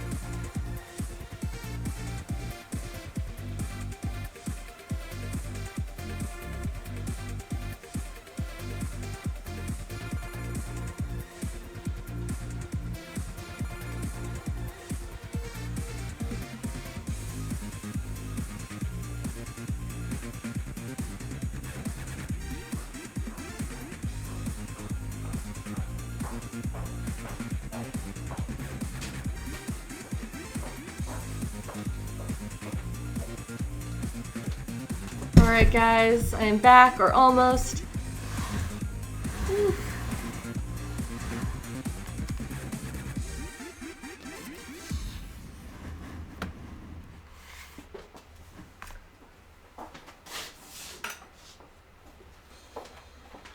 Alright, here she is, Miss Titties in all her glory. Let me brush off those titties. Get the dust off. This piece looks like booby goggles. It is. That's exactly what it is. Alright, I'm gonna dump this into my water. I'm turning it over because we're gonna start curving it this way, and that's the direction of the curve. But really I want just the water on both sides. But since my bowl is smaller, I'm gonna start bending it from this direction first. And before I get any farther, I'm taking my wedding ring off. Sorry, Jared! Because it can very, very easily scratch the wet leather. And I don't want that to happen because I just spent all that time putting my grooves into this piece. And I don't know, this is probably overkill that I'm letting it sit in here for this long, but it doesn't need to be soaking necessarily, it just needs to be nice and wet. So now I have accomplished that. Alright guys, now I want to make sure that my center line is lined up and that she's got the top and the bottom need to be still lined up along that center line, and then everything else can just be kind of mushed down. Now on my previous leather projects, I have spent time like strapping. I'm gonna move a little bit so I'm blocking this window again. Sorry for the backlighting, I should eventually do something about that. On my previous like leather tutorials and things, I have used fabric to strap the wet leather onto the buck that I'm molding it over. I'm not going to do that today because it doesn't really need it. I can leave this leather piece sitting on this mannequin. I'm going to move her aside and let it dry, but it doesn't really need to be like tightly strapped down to this in order to take on the shape. It's pretty much taking on the shape already, just with a little bit of water and you know, kind of gently pressing the material all down around the shape. Now, I'm not gonna try to push it too hard into these like the armpit corners because it's a little bit tighter than how it's gonna be on my body, and really I just want this to take on the general torso shape, and then once it does, I can take it off, spritz it with some more water, and continue manipulating a little bit if I need to adjust the way that it's fitting me. But this is what I've got here.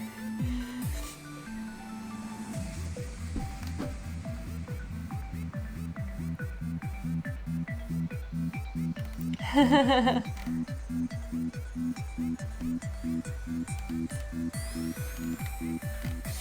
Sergeant Panda now in HD. This is leather. We've been working with leather the whole time. This is veg tanned leather, which is a thicker and heavier leather that is ideal for armor, holsters, and other pieces that need to maintain their own shape.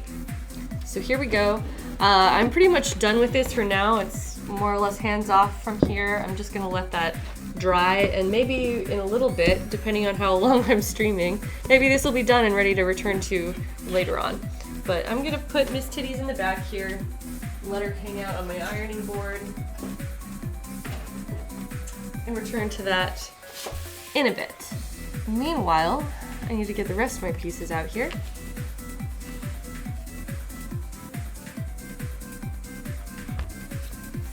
And putting them back together, right side boob, left side boob, left side boob, right side boob, yes. It's the Sergeant Panda now in HD. Thank you for the follow. Okay, so now we are looking at the boob pieces themselves, and this is what they're going to become once they get, oops, this is up. Once they get shaped to be pieced together. And I'm going to start by doing each side individually and then stitch them along the main way. To do this, I'm going back to my leather tools. Slide that out of the way.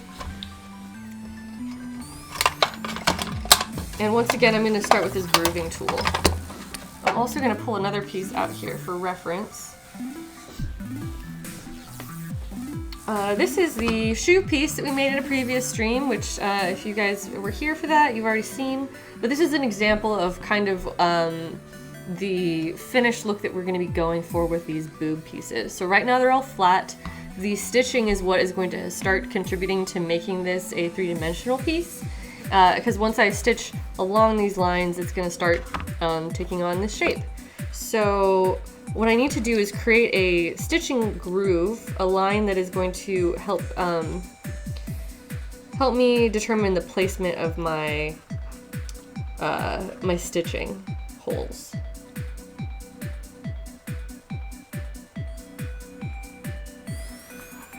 All right.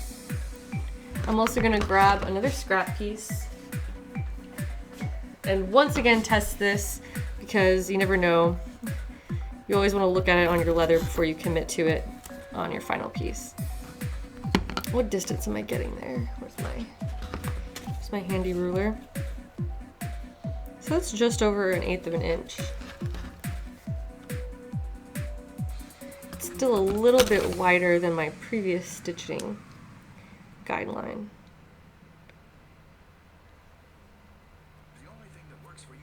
The only thing that works for you better than a Samsung Galaxy S8 is 2 of them from Sprint. But to make it work even better, Piston Liz asking, what would be the average cost of a project like this? It's hard to say since all of these tools are things that I already have from previous projects, as well as the leather itself. Like I haven't bought leather specifically for this project because I already had some. So I have not kept track of it in that way. You can go to tandyleather.com and start pricing leather that way and the tools. I bought one of their bigger kits to start with when I was originally collecting all of my leather tools. So those are all costs that you have to consider when you're first starting with leather work. But Tandy has like a membership program where you can join at various tiers and basically pay a lump sum to get a certain % discount throughout the year. Okay, so I'm moving forward with this. I am going to add stitching hole lines along both sides of this one, as well as the center line, and do it on both pieces. And that's going to determine where our stitching holes get punched.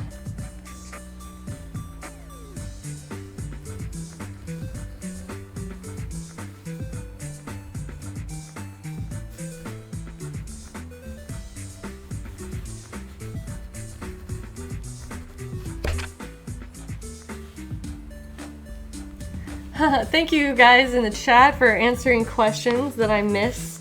You're also on top of it with informing each other. I really appreciate that.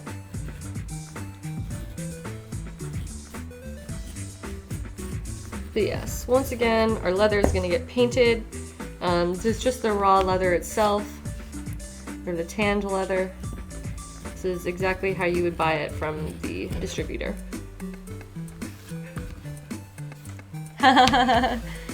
You're competing for who can be the most helpful. I appreciate that. That's a good competition to be having.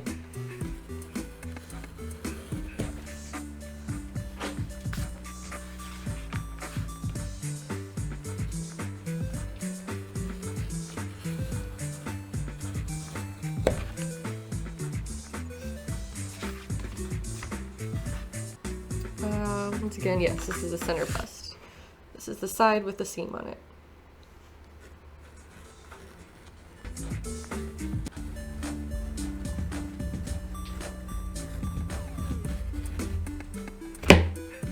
Alright, we've got our grooves all the way around here on the outside. That glazed donut in the chat asking, I'm going to my first con in a couple of months and I want to cosplay. Any ideas? Anybody have ideas for them? Throw them down in the chat. I will tell you that one of my first ever costumes that I wore to a con that was like not really a cosplay that I worked on very hard, but a great first cosplay would be like a Pokemon cosplay. I was a Team Rocket member. Not Team Rocket. Which one was it? Well, there's like all different teams of your enemies, so you pick one of those would be a good... No, it was Team Rocket. Yeah, it was just not like Team Rocket from the show. It was from the game itself. But that would be a good one, or... I don't know. Just pick your favorite series and do something easy from it. It's a Sergeant Panda now is asking, are you going to be making a little crown head thingy as well? Yes, I actually made the headband already in a previous stream, and I can show it to you guys if you want. But first, I'm going to go to the bathroom, and I'm going to come back with a couple other tools as well and get set up for the next stage of that. This, which is punching stitching holes in these, and then we'll move on to doing the stitching. So let me go take care of those things. I'll be back in just a few minutes, and then we will continue with the leather crafting.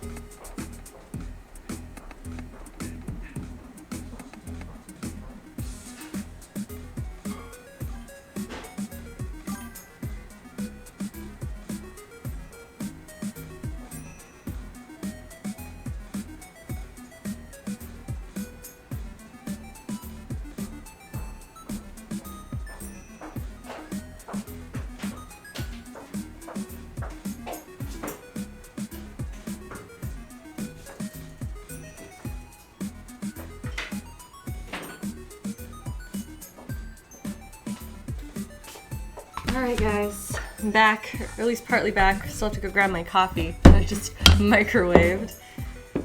And I will explain what all of this stuff is for in just a minute when I return. Let me get that coffee.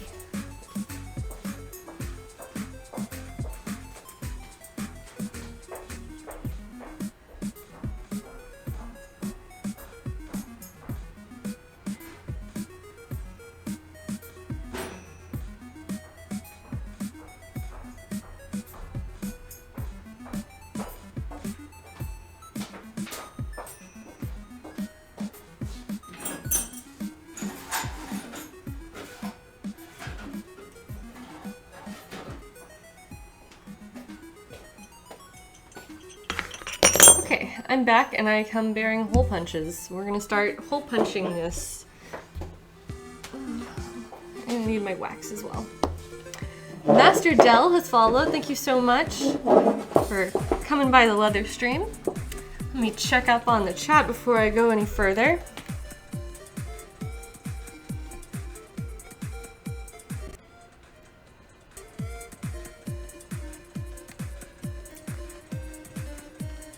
All these cosplay ideas are coming from the chat. It's awesome that you guys are helping each other brainstorm. It makes me happy to see.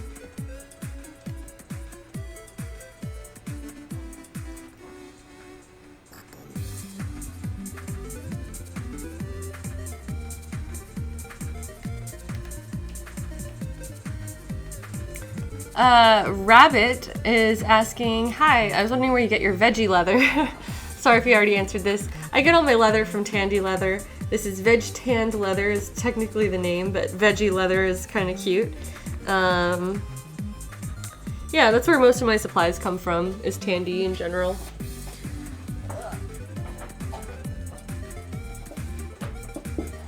The vast majority of my tools are from there. I have a couple things from other places. Now, this is one of my hole punches. This is a little, it's like a little trident, except not a trident because there's 4 tines, not 3. But that is more or less what it looks like. It's a little hole punch that does 4 holes in a row. And currently I have a problem, which is that I dropped it. Now these are supposed to be like perfectly evenly spaced. And mine no longer is because it hit the floor. And that bent the metal a little bit. So I'm going to do what I can for it with this pair of pliers. If I have the strength. Ugh. I really need a new one. You know what? I need to start my shopping list. That's what this piece of paper is for this whole time. First of all, I need a 4-hole stitching punch.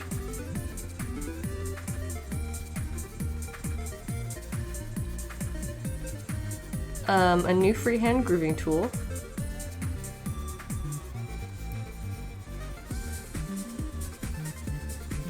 White waxed thread, because I almost ran out my last part of this project.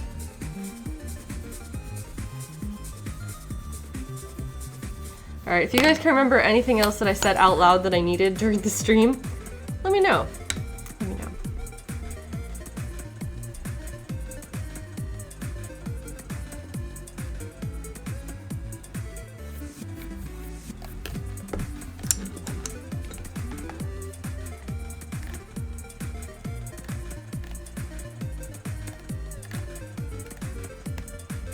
Judge Sims has got a dip.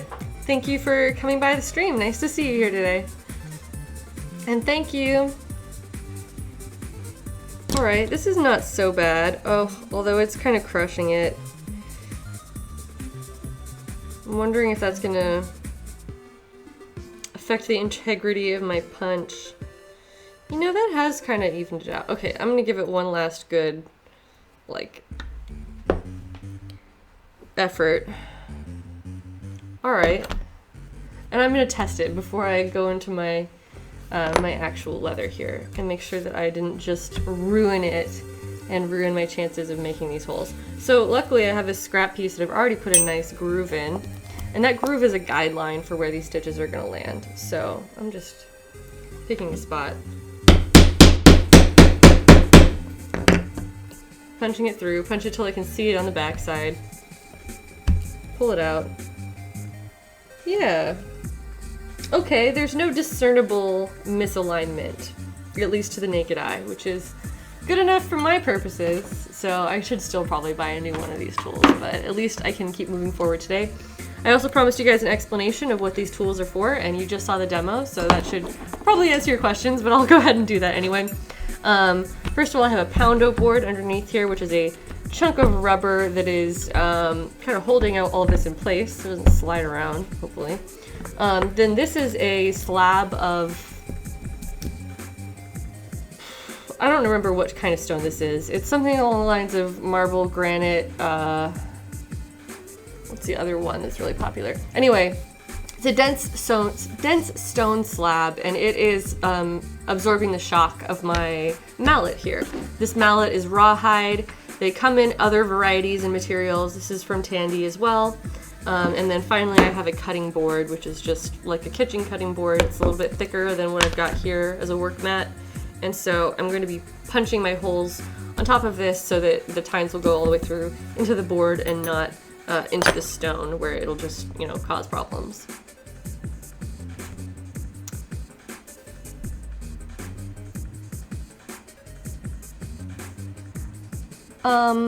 You Love Lucy asking, do you know what Tandy calls what you order? This is veg tanned leather or vegetable tanned leather, and that refers to the tanning process. And so, yeah, she says that she's going to be visiting the Tandy Leather tomorrow. Oh, you know what? Tomorrow is Sunday, and a lot of Tandys are closed on Sundays. I don't know if all of them are closed on Sundays, but I know the one that's by me is closed on Sunday. So you might want to look into that before you go on a Sunday, just to double check. But yes, when you go into a Tandy, usually the employers are super helpful. Oh, she's asking whether I get sides or bellies or whatever. You can get any of those. What I get is often a shoulder or a double shoulder. If you want a smaller piece, a single shoulder is a good way to start with that. I think that's one of the smallest pieces. So yeah, a single shoulder is a good one to start with. Bellies are nice because they're smaller as well, but that leather is stretchier. It's kind of interesting, but where the leather comes from on the animal affects some of the properties of the leather. So the belly is the bottom, and it's, you know, a belly. So the flesh is stretchier there for whatever reason.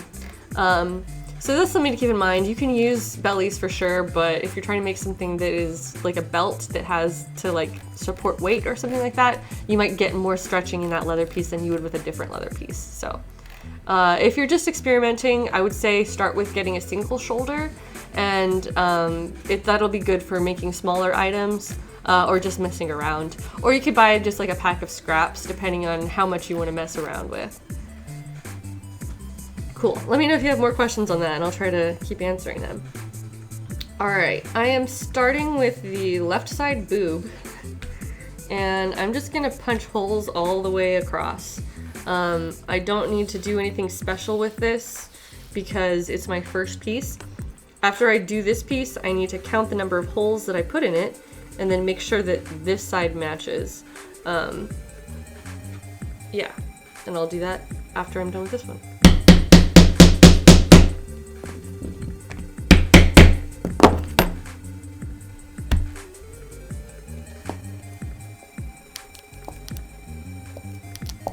Yeah, hey, it's Char with the price check. Thank you so much. She says that single shoulders at tandys.com is $34.99. I'm not sure what price point that is because, like I mentioned, they have various membership levels. So, for instance, you can go into Tandy Leather and then you can sign up for their membership and say, okay, I want to be a gold member, and then you get a certain % discount off of the regular base price of their items. So there's also an elite membership, which is an additional discount. So as someone who buys a lot of leather tools and a lot of leather supplies and things like that, I've signed up for the elite membership, and therefore all of the prices for things I buy are a little bit lower because I spent a lot of money to be a part of the elite membership. Lance Icarus, thank you for the follow. I know you've been hanging out here, but thank you for being here with us. So because of that, I believe that most likely the online price is like the base price for everyone. And if you feel like joining the Tandy membership, then you would get an additional or a lower price than what you see online. That's my understanding. That's most likely the non. Okay, yeah, Char says that is the non-member price.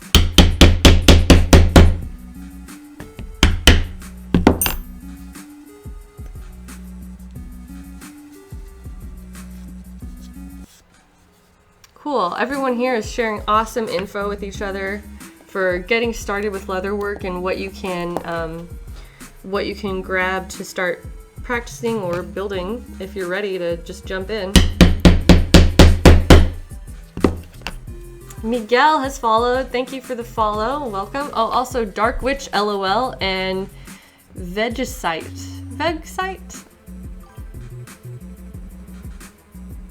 Vegs3. You know what? I don't know. You can tell me in the chat how to pronounce that. I gave it my best shot, man. I tried. Thank you all for being here, and thank you for the follow. Appreciate you joining us in the leather stream today. Mandolin is asking, not sure if it was asked or mentioned, but about how much leather am I using here? I hadn't specified exactly because I think I bought a double shoulder, no, I bought a whole side, which is like half a cow. It's a lot. So what I do is I always make a point of going to Tandy on Black Friday. It's like the one place that I do Black Friday shopping is Tandy Leather, because they have super discounts on some of their largest and nicest pieces of leather. So I make a point of going in on that day if I can, and I have for the last several years. So I'll go in, buy usually 1 or 2 full sides, and that leather lasts me through several projects at least. Kitten says, LOL, Heidi has half a cow in her crafting room. Oh, Kitten, if you only knew, I have several cows in my crafting room. So because of that, planning in advance, I have a little bit of leather stored up for all of my projects. So I don't go buy a new piece of leather every single time. That said, I could definitely make what I'm making today with a single shoulder. Like the breastplate itself, single shoulder easily.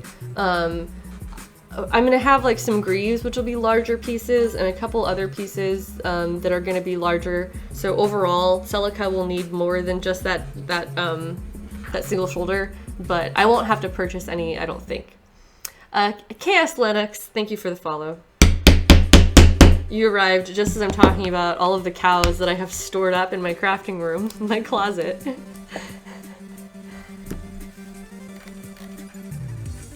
Nerdy Silly Girl says, we do not have Black Friday in France.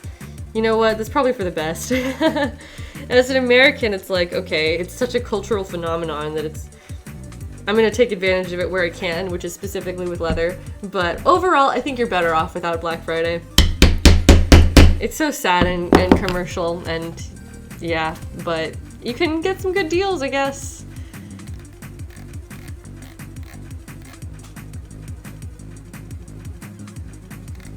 Siggy Sigga is heading out. Thank you so much for stopping by. It was nice to have you here, and good night. Enjoy the rest of your evening in Norway. And it's nice to have people checking in from all across the world, so happy to have you here.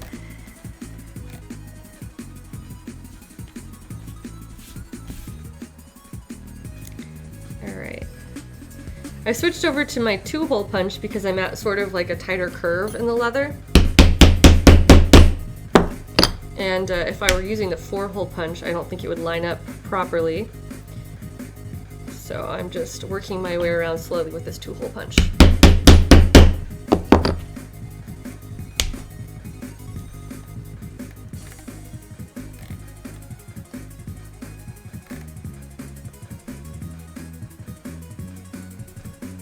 Cactus Wolf here with some really good advice in the chat. That the Tandy workers might try to talk you into getting a starter kit for $75, but I recommend just buying your own tools piecemeal instead.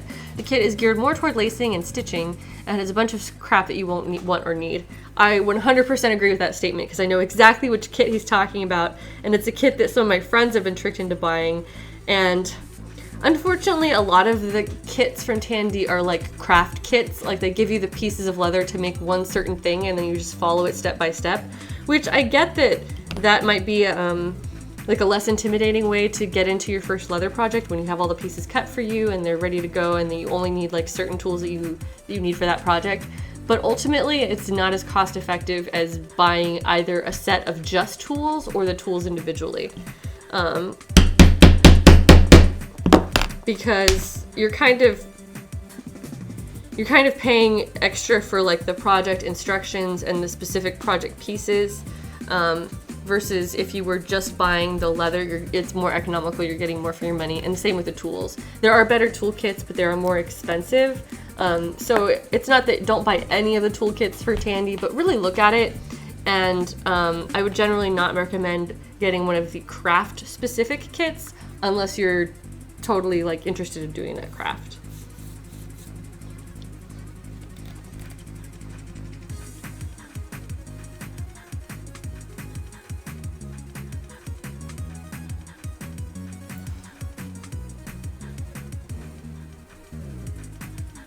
It makes me really happy to see all this helpful craft experience and idea sharing here in the chat. You guys are the best. You make this crafting experience really enjoyable for me. Because usually I'm just here by myself and it's a lot more lonely.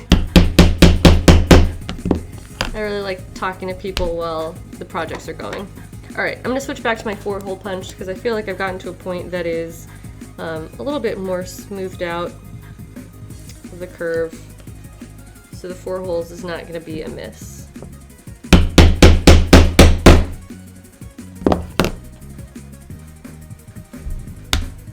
Yeah, it's the Sergeant Panda now in HD. That's a long name, but you know what? That's fine. Sergeant Panda is asking, what's the little rock that you scratch the punch on? It is beeswax. Someone else has answered. It's lubrication, and it is preventing the tines of this chisel from getting stuck in the leather when I punch it in.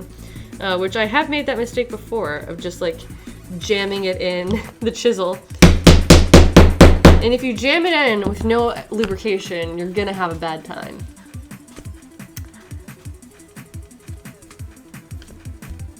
Hey Arianchi, welcome to the chat. Welcome to the stream today.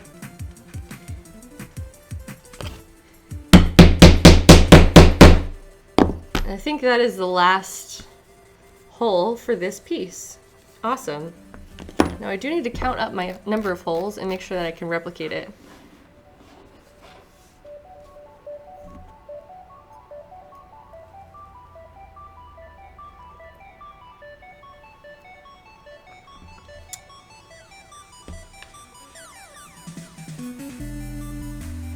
All right. Pardon me for a moment while I start counting. 1, 2, 3, 4, 5, 6, 7, 8, 9, 10, 11, 12, 13, 14, 15, 16, 17, 18, 19, 20. 1, 2, 3, 4, 5, 6, 7, 8, 9, 30. 1, 2, 3, 4, 5, 6, 7, 8, 9, 40. 1, 2, 3, 4, 5, 6, 7. 47 holes. I'm gonna make a note of that right here. So ideally I want this side here to also have 47 holes.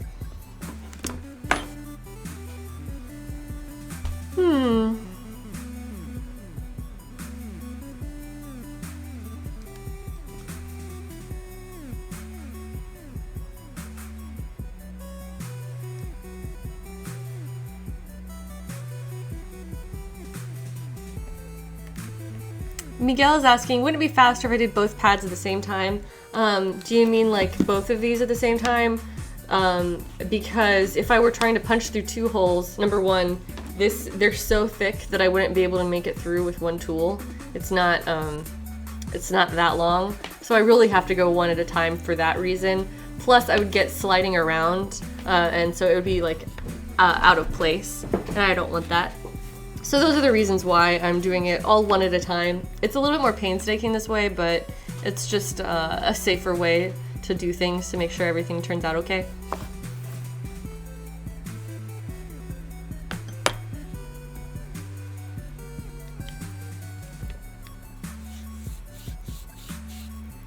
I'm gonna put some water on the back too.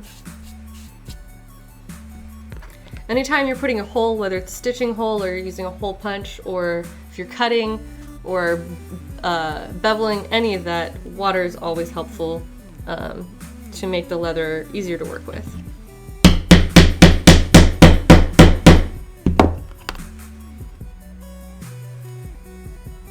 Ooh, and that needed some more beeswax.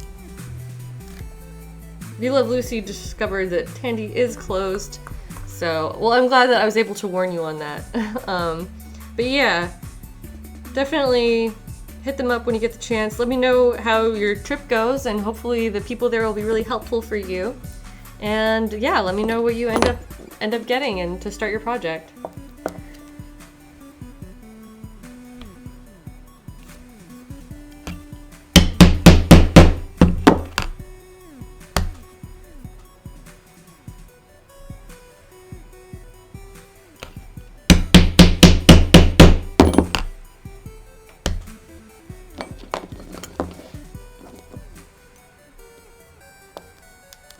Sergeant Panda asking where everybody in chat is from. I'm also curious to see, so please chime in if you, whether you're chatting currently with us or not, if you're just lurking.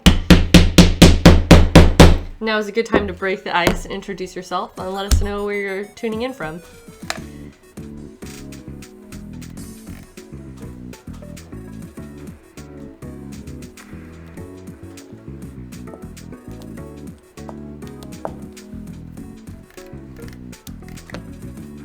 We've got all kinds of different people. We've got people from Greece, Canada, South Jersey, France, BC, Canada, Louisiana, Seattle, Memphis, UK, North Carolina, Texas, Washington, England. This is exciting. Oh, someone's from Dallas, Texas, or just outside of Dallas. Hey, I used to live there for the longest time.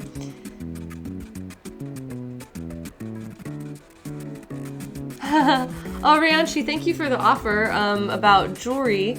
So she makes handmade, your wife makes handmade accessories if I have any need for anything like that. Yeah, I don't know that I have a need for that specifically right now, but if you want to throw up a link to that, you'll have to get one of the mods to approve that. So let's see, it's Rianchi who's asking.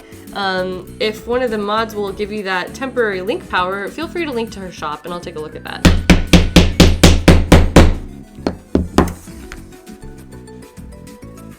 Uncle Bree is asking, what's the white base made that you're using under the leather? This is just a cutting board. It's pretty much like a kitchen cutting board. It's just a piece of plastic that is protecting my surface.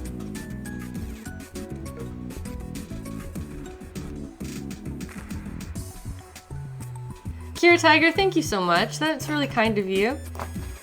Yeah, still looking at where everyone is from. That's awesome. Oh, I had another comment. Who was it? You Love Lucy says that she's from Atlanta, Georgia. Well, that's awesome. I used to live in Atlanta, and in fact, I've been to the Atlanta Tandy many times, depending on which one you're going to. I don't remember which suburb that particular Tandy is in, but it's very possible that you're going to the Tandy that was my temporary home store when I was living there. So have fun with that. They wouldn't know me, but that's okay.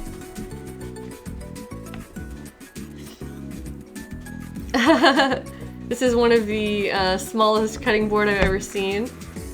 She says, in Norcross above the perimeter. That could be the right one. I think that, let me look really quickly because now I'm really curious. I'm gonna look that up. Tandy leather. See if I can see it on a map.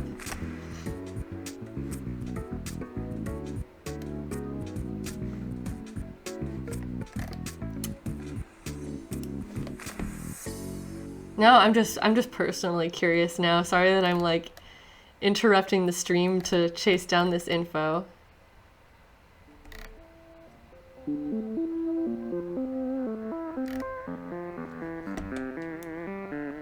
Sorry, Google Maps is taking a moment. Okay, I can give you the info on the one that I went to. It is totally the one in Norcross. Yes, Tandy Atlanta 120, number 120. That is the store that I was shopping at when I was living in Atlanta, when I was temporarily an intern at God Save the Queen Fashions. And that was the store that I went to all the time, so that's awesome. So now you will you will be in the same store that I shopped at for, I think that was my first ever trip to a Tandy, was the one in Georgia, so enjoy it.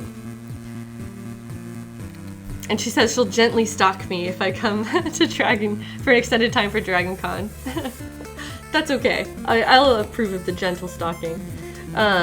Usually my Dragon Con trips are so crazy busy because we're trying to get everything ready for the con. And I'm not entirely sure what my schedule is this year, but I'm sure I'll be letting everybody know what I'm up to around that time.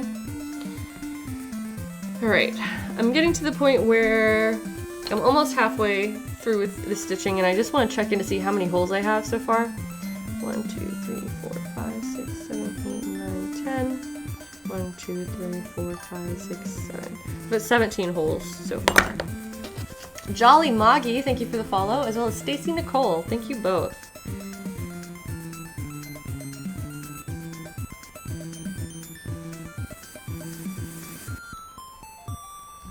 Okay. I'm just gonna keep punching and hopefully we've got it going correctly. I can also always start stitching in the middle since all of the edges are gonna be covered up. You know, I honestly probably shouldn't be wasting so much time trying to make sure that these have exactly the same number when the edges will be hidden anyway. But we'll see, we'll see.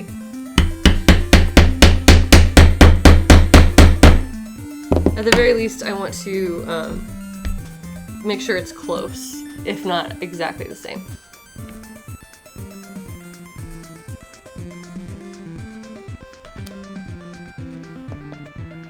Ranchi's got the link ready.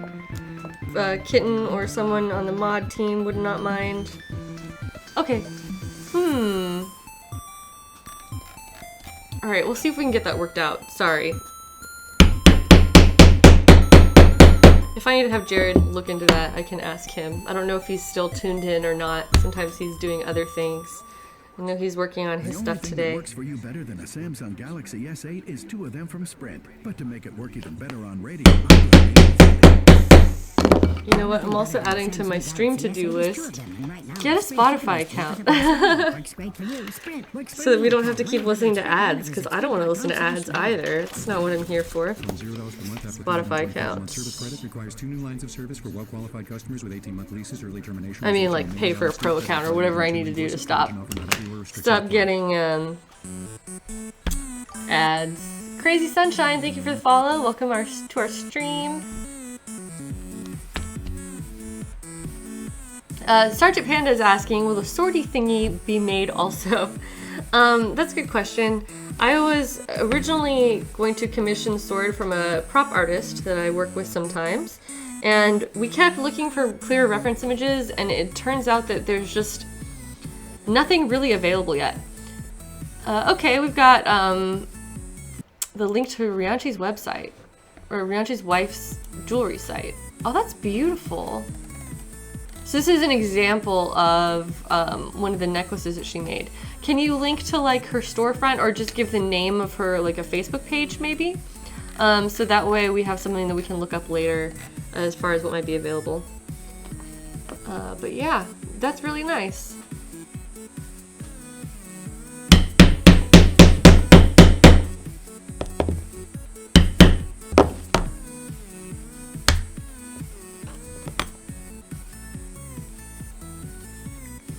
Joey made it to the stream. I'm assuming that's how you pronounce your name.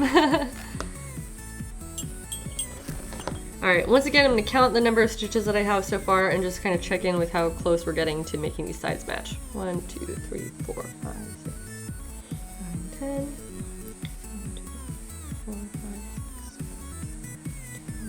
6, 20.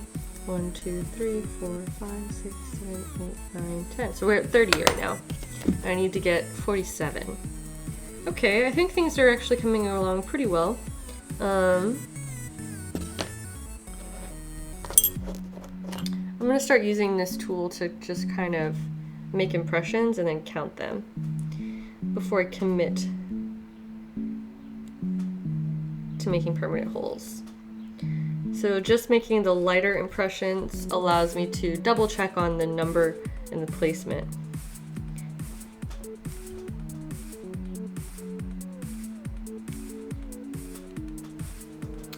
Oh, you love Lucy's heading out. Thank you so much for stopping by. It was nice chatting with you, and have fun on your first trip to Tandy Leather next weekend, I guess.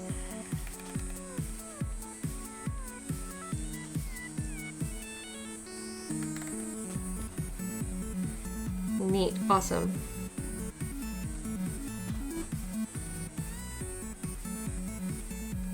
All right, let me see how many that is now.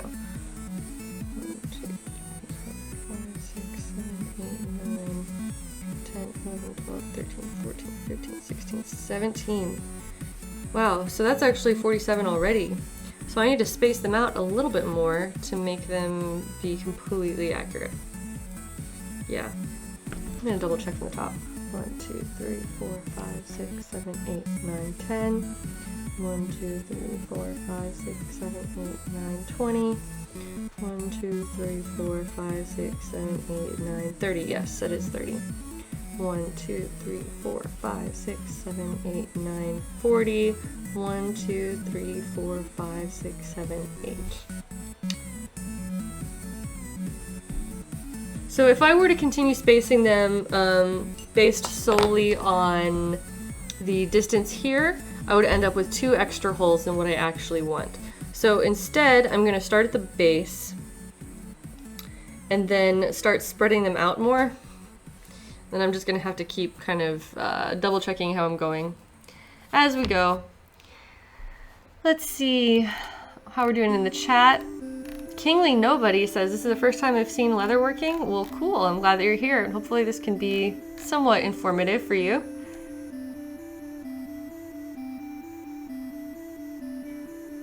Meg Marie Gaming, hello, welcome.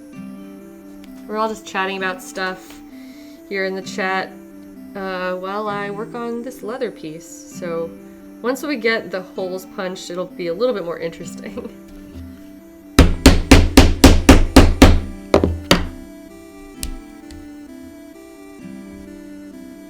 Alright, I'm going to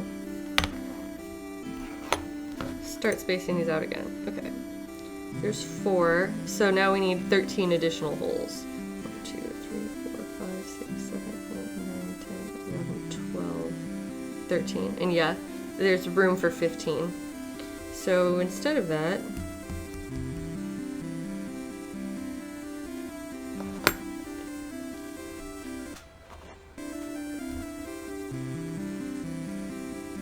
I'm just going to use this tool hole punch. Put a little bit of additional space in between each one.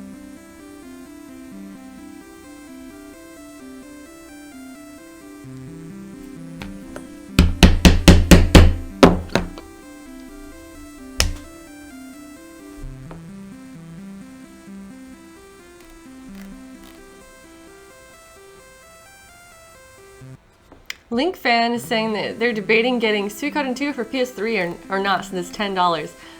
Yes, you should totally get it. It's only $10. That's the digital version, right? It's easier to play that way on your PS3 or whichever downloadable, or whichever console you want to play those downloadable games on. And I think it's a wonderful game. It's like a sprite-based JRPG for the PS1, so it is a more dated like game aesthetic. But I think that the storytelling really holds up and that it's super interesting and the gameplay is fun. So I definitely highly recommend it.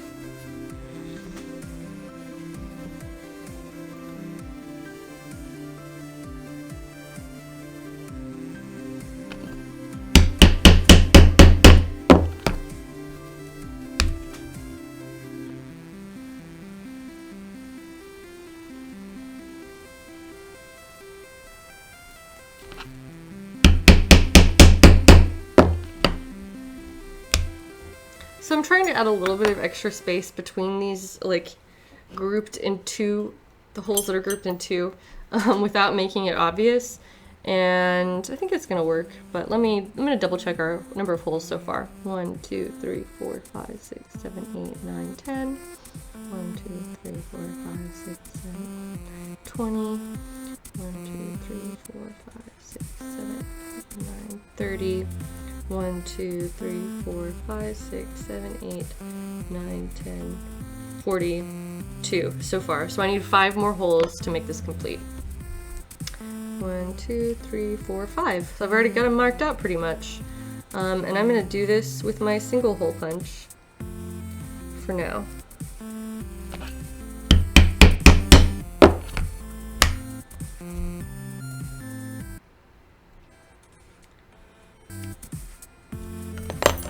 Can I do it with this?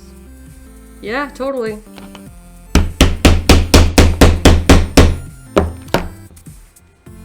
Alright, we should have it now. All of the holes punched and lined up between these 2 pieces. That's exciting. I'm gonna set this aside so that I don't have to keep just punching holes. I'm gonna move on to stitching, I hope. If I have enough thread for that. Let me look around.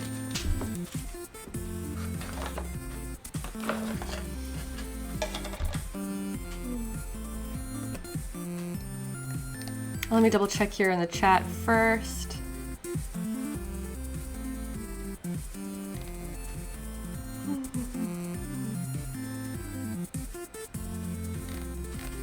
All right.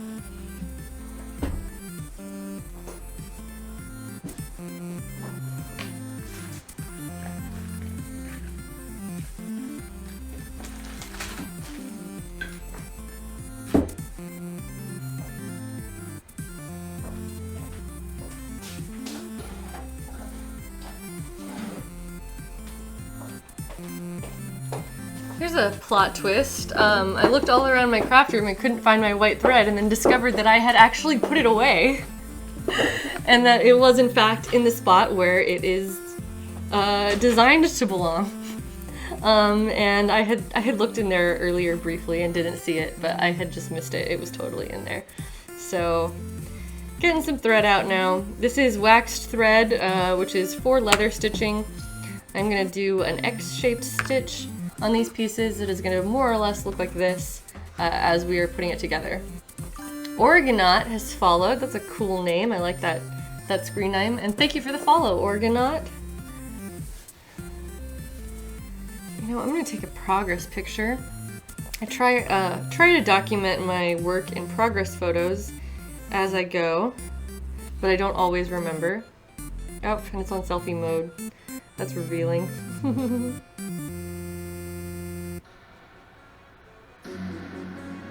Awesome, so now we have an in-between shot of what these boobs are gonna look like after they get assembled. We can look back on it. Hey, it's Shar is heading out. Thanks for stopping by, Shar. It's nice to see you here. Oh, also, your print is in the mail. That'll be with you soon. Thank you so much for the order. And yeah, everybody else still hanging tight. Cool.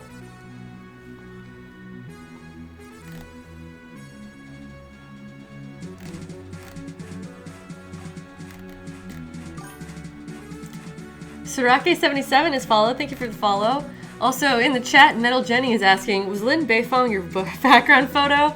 And yes, totally busted. She is my background photo. This is her, this fan art image of her that I've put on my phone background because she's my favorite and I love her the most. So good catch with that. Alright, I'm ready to start stitching this together. I'm going to do that by kind of loosely estimating how much thread I'm going to use.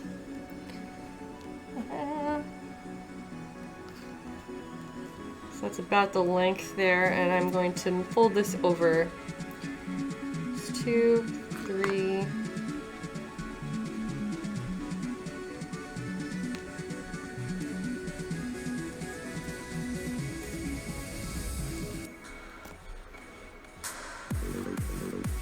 Four times. Goat and Tree has followed. Also Tall Senpai. Thank you both, Goat and Tree and Tall Senpai. Welcome to our leather crafting stream today. These are both really cute names. 1, 2, 3, 4, 5 times over.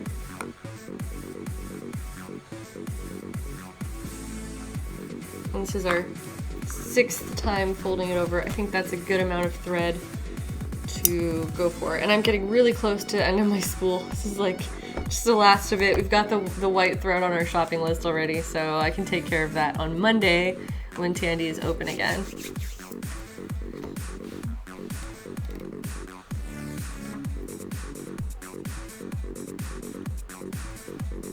Kitten says that she wants to know what Jared just said to me. Oh, Jared didn't say anything. He just flashed me. That's all. He just flashed me. It's okay. I do the exact same thing to him. Because when he's streaming, I'll be like off camera trying to like get his attention in the worst ways. So I deserve that.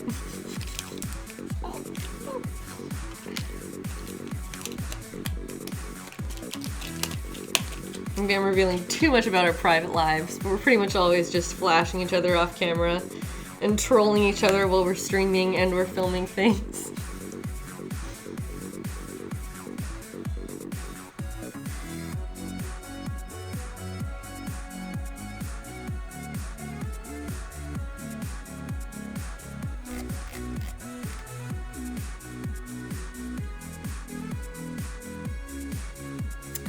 Nerdy Silly Girl says, May 1st is a national holiday in France and nobody works. Oh, that must be nice.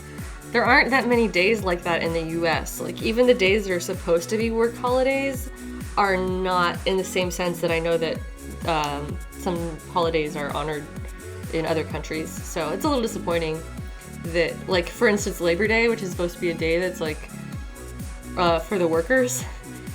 If you have, you know, a higher paying job, most likely you'll get the Labor Day off, but not retail workers, not other service industry workers.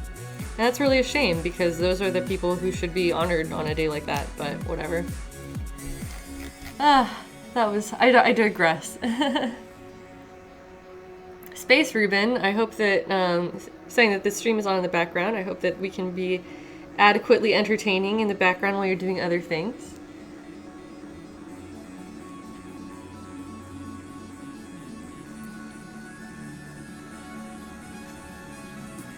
Alright, and now I'm ready to start stitching.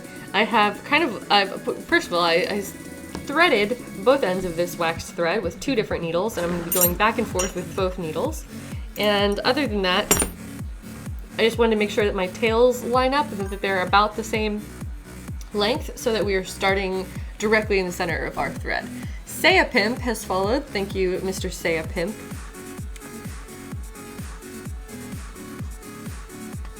Link Fan says that trolling each other is a sign of true love, and I agree with that sentiment. I would say that I've definitely married someone who appreciates the subtle art of trolling your spouse.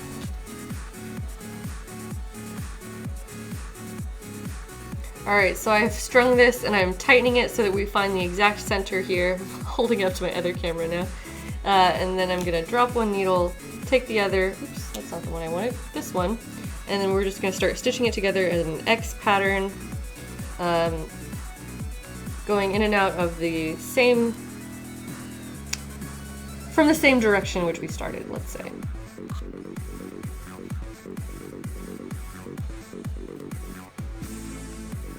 Oh, no, I should have started from the other side. I'm gonna undo that while I still can.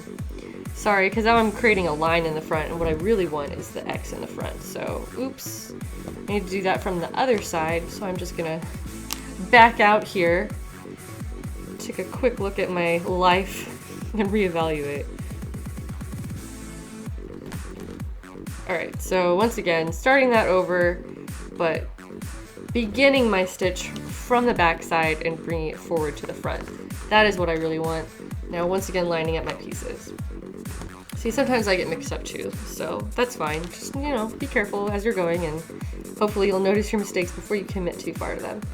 So now, beginning my, oops, hitting the microphone and bumping the audio, sorry guys, and beginning my X-shaped stitch by one at a time, going through. And so, like I said, this one is started from the front, is now going to the back, and so I'll start from the back with the next stitch and bring it to the front.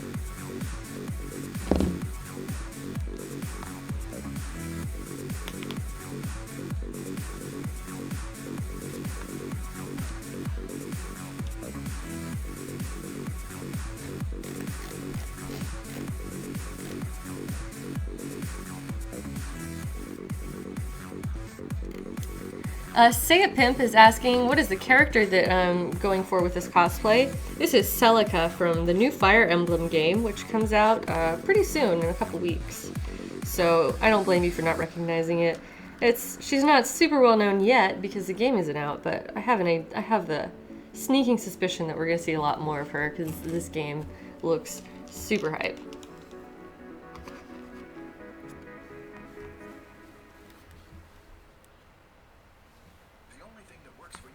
The only thing that works for you better than a Samsung Galaxy S8 is 2 of them from Sprint. Lance Icarus is asking for ideas for binding materials. I'm assuming you mean like chest binding materials that would wick sweat. I would hate to ruin the costume by drenching it in sweat. I would really recommend, depending on your chest size, if you have a larger chest, I think it's definitely worthwhile to invest in like a legitimate binder that is, you know, created and sold for that purpose. You can make your own, but you want to make sure you're doing it properly so you don't end up like cutting off your circulation or things like that. I don't have any personal experience with that because I don't really do crossplay, and plus my boobs are really small, so I don't need to, I've never needed to bind them like that. But I recommend looking for tutorials that are specifically for that, especially ones that take your personal safety seriously.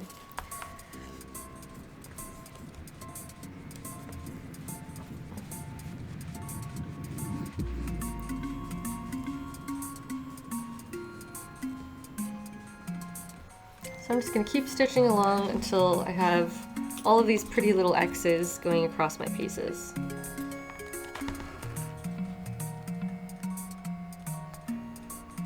just kind of getting in the groove of putting it together. I think a good goal for this streaming today is to get to a point where all of the boob armor is also wet molded. And then I can leave it to dry overnight and then pick back up where it's like all shaped and ready to go. Oh, which speaking of, I kind of just blew through beveling those, or burnishing those edges, but that's gonna be fine because they're on the inside and painted. Ugh. Yeah, I guess I should have taken a moment to do that, but I can still do that post wet molding. That's something I would normally do before stitching, but we're moving forward. There are so many like optional steps that are kind of dependent upon your style or your, you know, intended look. And I sort of just skipped a step that I would normally do, but whatever. Acknowledging that and moving forward because I need to make some good progress on this. But I don't think that is going to negatively impact our finished product, or I would stop and go back. Let's see. Sergeant Panda is asking, why am I using the wax thread instead of a normal thread? Well, this wax thread is specifically designed for leather work. This is not the same type of thread that you would buy in a spool for a sewing machine. Usually, like your typical standard sewing machine thread is like an all-purpose thread, like a dual duty. They have a couple different brands. That's one of the big ones. That thread is much, much thinner and weaker than this thread. So this is a totally different weight and style of thread. It is waxed, and that wax is sort of like lubricating the passing through these holes. I feel like if I were doing a bunch of stitching going back and forth in the same holes with a non-waxed thread, it would create a lot more friction and then potentially shred the thread as it's going through. So yeah, that's why I'm using a wax thread, but I'm sort of making some assumptions there. That's my understanding of why why wax thread is used for leather work, because this is a standard thing. This isn't like something that I came up with like, oh, I'm going to use a wax thread and that'll be good. No, this is like the standard for stitching leather, period. So I couldn't tell you exactly why this developed scientifically. I'm sure that'd be something I could research, but I can tell you that this is what they sell in leather stores, and this is what everyone is using to sew their leather together, and that is why I'm using it.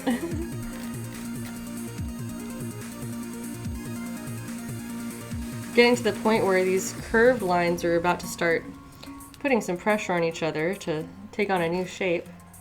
We'll see how that goes, but this will start to kind of push itself into a more three-dimensional boob cup.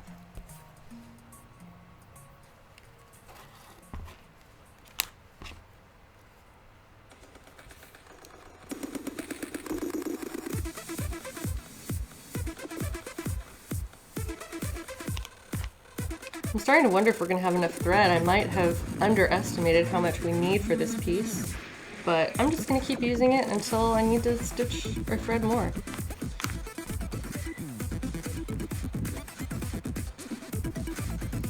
starting to get a little bit harder to line up my X's.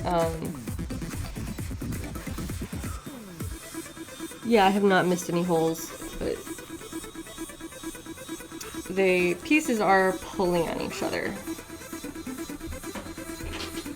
So that's okay. That's just something I'm going to have to keep adjusting for as I continue. But I do want these stitches to put pressure on each other to start pulling them together.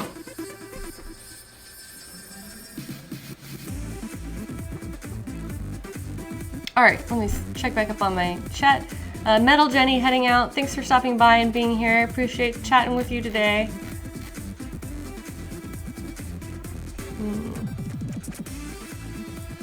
Killer Cactus. That's a great explanation. I'm sure that's more correct.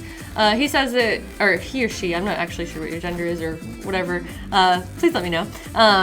Said that I've always heard that the wax protects the thread from chemicals that might soak into it from the tanning process the leather went through. I'm sure that's correct. I know that polyester or nylon are better for stitching other types of leather together. Like if you're sewing leather on a sewing machine, you want to use a synthetic thread instead of cotton because cotton can be broken. The chemicals in the leather can break down that cotton thread a lot faster.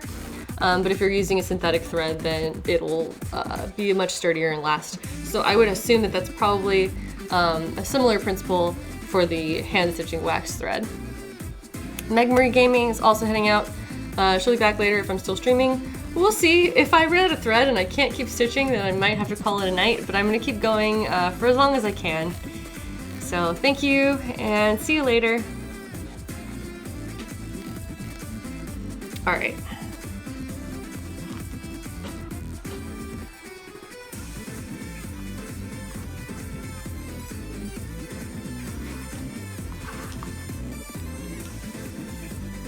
I'm just going to continue with this X pattern and bring it all together.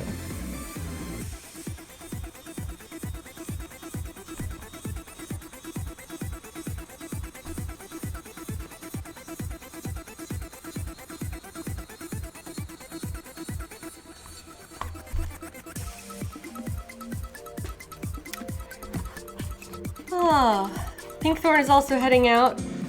Thanks for stopping by. It was nice to have you here, and have a good evening. Wait, this one. I want to wait. I'm going to go back to this other piece. I'm trying to keep my thread, my stitching consistent, like, to keep the X's crossing over each other in the same direction every time. Which is sort of just like a personal thing, I guess. Yeah, that'll line up pretty well. I just have to get it there. Okay. Good to know.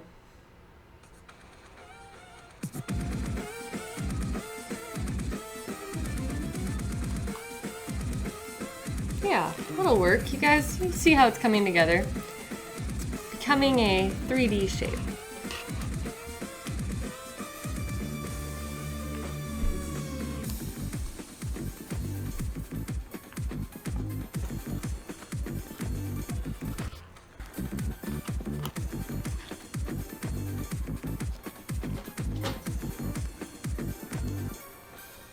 Rianchi is asking what part of the costume this is supposed to be. This is part of the boob cup. What I'm making here right now is, this is my mock-up of the same pieces, but I am basically stitching what this seam is going to be. There we go. So these pieces are identically shaped. The difference is that this one has been molded over a three-dimensional form, and this one has not yet. So we're going to stitch it together and then hopefully throw it up on Miss Titties, my mannequin, and start to take on the actual 3D shape of the boob.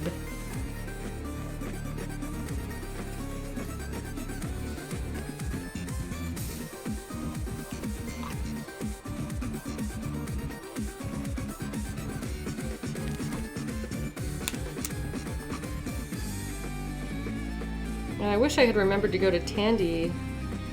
Well, I guess I could have gone this morning, but I was really lazy this morning.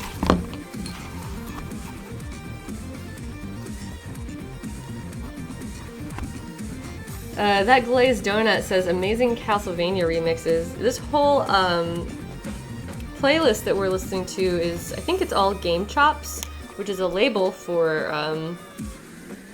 Chiptune Artist Remixes, which is led by DJ Cutman, I believe. And so a lot of the music is DJ Cutman, but also featuring some other bands that are some similar. Oh, hey, Orgonaut. Thank you for the $5 donation. Appreciate the tip.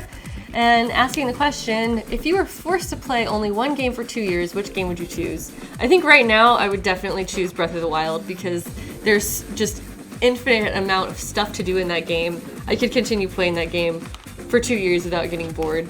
It would probably take me that long to find all the Koroks. So I'm definitely going to give that as my answer. Thank you so much. Also, I'm just now noticing that I missed a notification from Goat Jedi for following. Thank you, Goat Jedi, and I like your name. And that's actually the second goat name that we have up here. Goat Jedi and Goat in Tree have both recently followed, so thank you both. Nice to have some goats with us here today.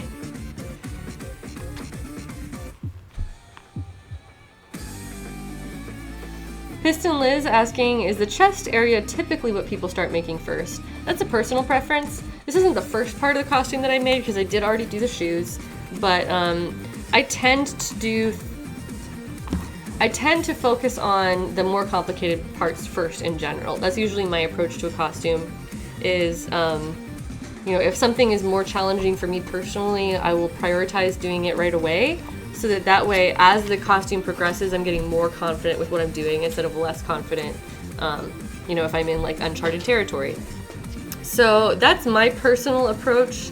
It's not the only way to do it. You can start with whatever part of the costume you want to, but I'm doing the leather stuff first, kind of just because I think it's some of the more interesting stuff to stream. Maybe I could be wrong, but I'm trying. Oh, Goat Jedi says that Goat and Tree is my wife.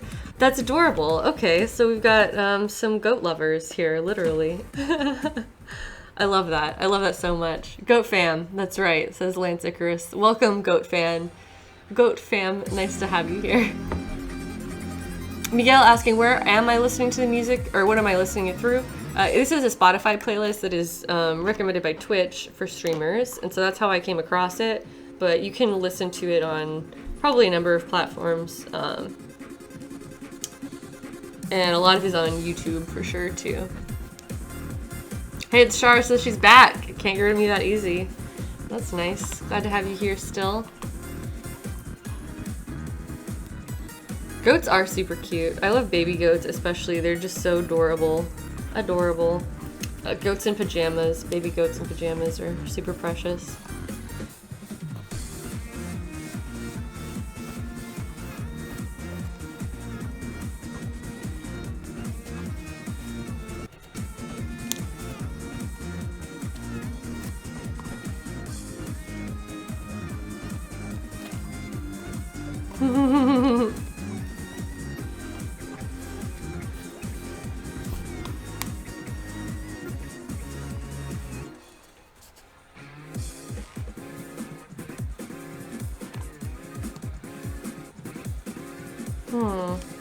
I don't know, guys. I'm sort of starting to regret not burnishing this interior edge. But I've come so far. I'm gonna finish the stitching on this one, and I'm at least gonna wet mold it with the stitching. If I feel like I need to go back and change this, I honestly am really considering it now because I want this edge to be really clean and pretty, and it is front and center on the costume. So at the very least, I'm gonna continue my line of stitching for right now. And then I'm gonna reevaluate. I might need to slice these stitches off after I wet mold it and then stitch it again, which is gonna be a big pain in the ass, but it will ultimately give me a better product. And you know, also that will give me an opportunity to paint it with the stitching out. So yeah, that might be an unfortunate detour that I have to take with this, but it's worth it to be really thorough, I think.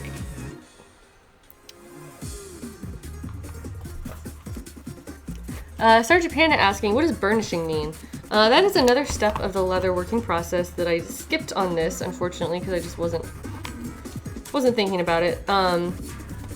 Burnishing is a process by which you are using some sort of lubricant to polish these edges. Basically, there is a stuff called gum trag, which I can show you, and I can do it on these other pieces for sure. But it is a it is a way of polishing these edges to compress the raw edge of the leather and kind of make it pretty, honestly. I'll give you a visual reference of what it is in a little bit, especially since I'm gonna run out of thread and can't do both sides most likely. I'll stop and I'll start doing that burnishing, and then I will give you a more thorough explanation. But that's the general idea, is that it's creating a shiny, smooth, polished edge instead of this like fuzzy raw edge.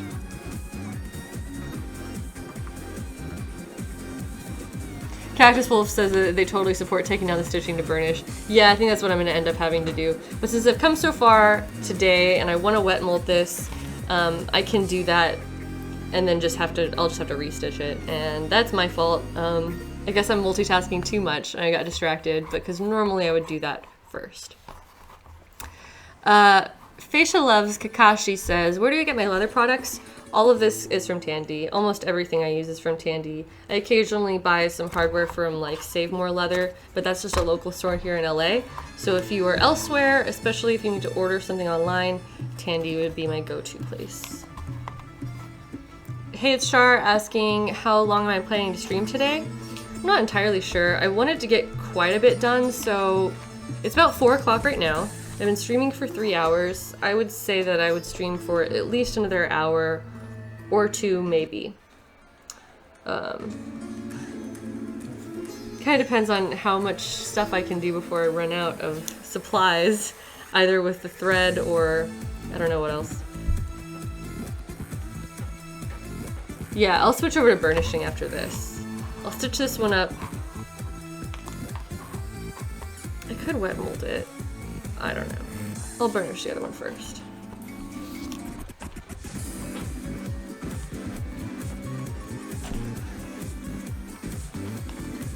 I think I'm also going to take a slightly different approach to the the stitching hole punch on the other side, but I'll talk through that once I get to it. See, costume making and this kind of art is always an experiment. Even though I'm familiar with the tools, familiar with the techniques, familiar with my materials, there's still this variable of chance and of, you know, little things can always go wrong. I can forget a step, or I can decide halfway through that I need to take a different approach because it's not going as I anticipated. And that's just part of the process. It's always trial and error for me. Even though I have a general sense of what I'm doing, it's not always flawless or perfect according to plan. So that's healthy to keep that in mind. Let's see. Meg Marie is heading out for real. Oh, I think I already read that message. It got scrolled back up. Oh, sorry about that, you woo. If you want to post a link, you can ask for permission and we can get you that permission, probably. Facia Loves Kakashi says, I pronounced the name right. Did Jared tell you? Poor dude butchered it. No, Jared did not tell me. I can just read. I try my best, but I know that I butcher a lot of names. It's just a part of reading people's screen names is getting them wrong a lot. Miguel says it's 7 a.m. where he is. Where are you? What country is that? Are you in the future? You might be. Let's see, it's April 29th where I am. Are you in April 30th already? Melman, thanks for the host.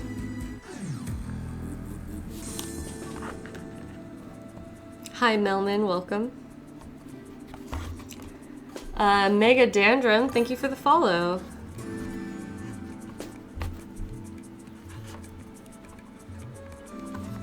Oh, it's gonna come really close, but I think I do have enough thread for this piece. That's exciting.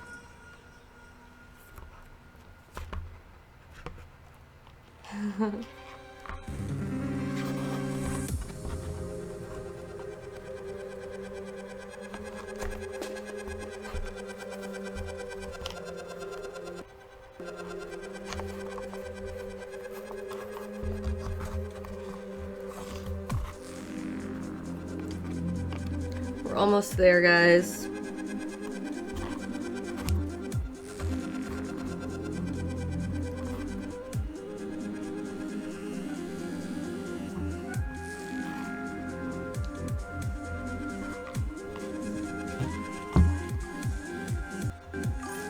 Hazeman has followed. Thank you for the follow. Welcome to our leather crafting stream today. We're in the middle of stitching. Oh, 7 p.m. Oh gosh. Okay, Miguel in this chat is correcting me that he's in Florida and it's 7 p.m. So East Coast time. That makes sense. I thought for some reason you were saying 7 a.m., which would be different. Yeah, I guess, yes, you are in the future because you're 3 hours ahead.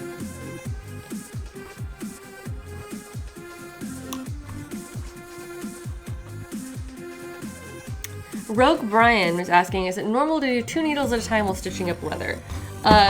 Yes and no. There's a couple, well, yes. I'm going to stick with yes on the answer, actually. There are multiple stitches you can do and multiple types of stitching you can do. In general, your stitches will cross each other, whether it is in this X shape or whether it's just 2 stitches going through in a double helix shape, which is called a saddle stitch. So almost always you will have 2 needles going at once with leather crafting, leather stitching.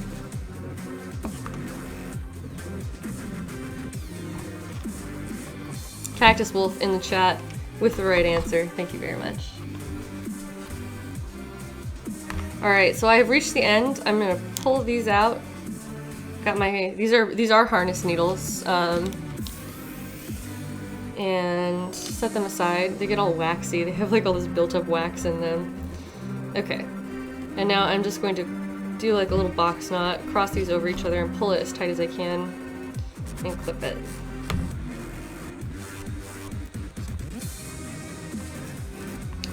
Do it one more time. Alright. My hands are all waxy now from the wax thread. Facial Loves Kakashi donated $20 saying, such a pleasure to watch you. Thank you so much for the tip, Facial Loves Kakashi. That is so kind of you. I appreciate that. Thank you for supporting the stream and supporting our leather craft learning together. I really appreciate that. Alright. And Joey says this is seriously therapeutic. I'm really happy to hear that. Alright, so I have 1/2 of my boob assembled. Now, I decided that I do want to do the burnishing, but I've already got this stitched, so... Should I wait and do my wet molding all at once? I think I'm going to. So that means that for now, I'm going to set this boob aside. Just for now. I'm going to go over to this one, and I'm going to start doing some burnishing, which is the other step that I promised an explanation on. Let me move some things aside. I need to grab my gum trag, and then I can get started with the burnishing. Glazed Donut asking for a Spotify link. Yeah, let me pull that up. I can do that real quick. I've got it rolling right now.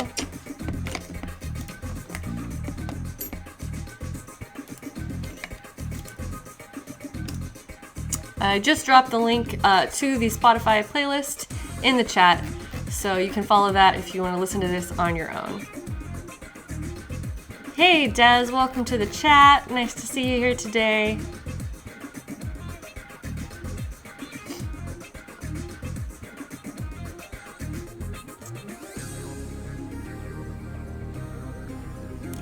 Rianchi says, what boob molding contest is where we're at now? That's right. I'm gonna put my needles away so I don't lose them. All these waxy, sticky needles. Setting some things aside. And grabbing, let me grab that gum trag, and I've got a couple of Q-tips here that's gonna help us apply it.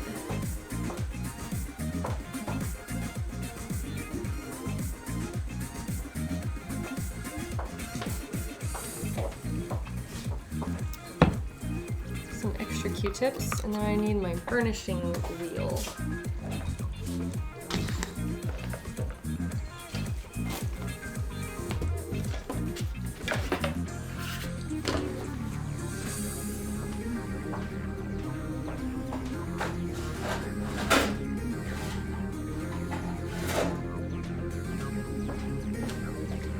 Alright, we're back.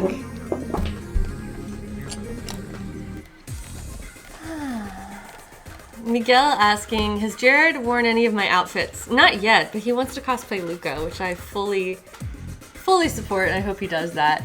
Violet Sand, thank you for following. Welcome to our leather crafting stream today. Hey Mazen, I missed a couple. Yeah, I missed one 5 minutes ago from Hey Mazen. Hey Mason, maybe? Maybe that's the name.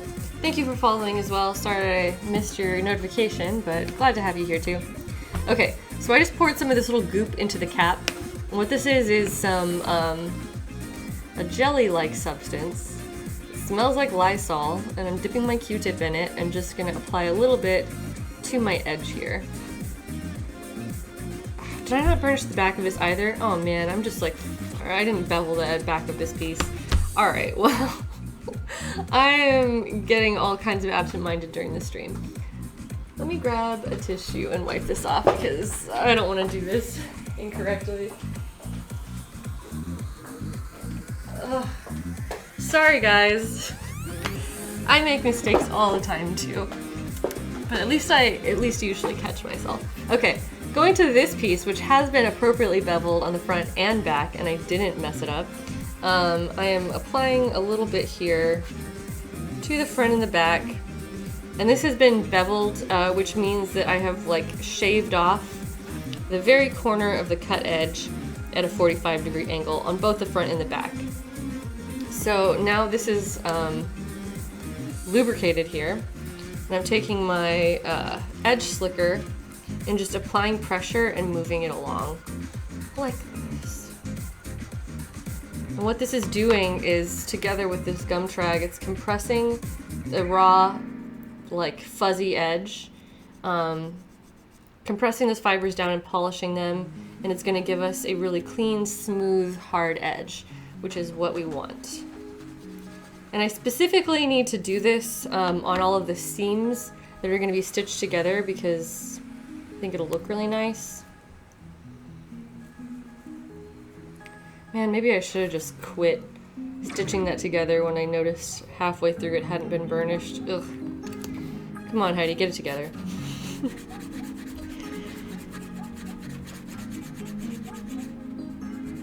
So, this is the burnishing technique, and I'm going over these areas a few times, just a little bit at a time.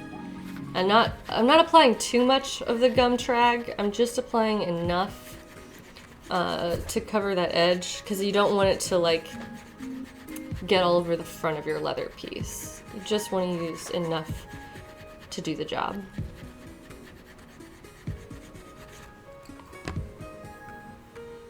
Violet Sand says they've never seen leather crafting before, so this is interesting. I'm glad that showing you something new. Let's see, going back up, making sure I've got all of the comments here.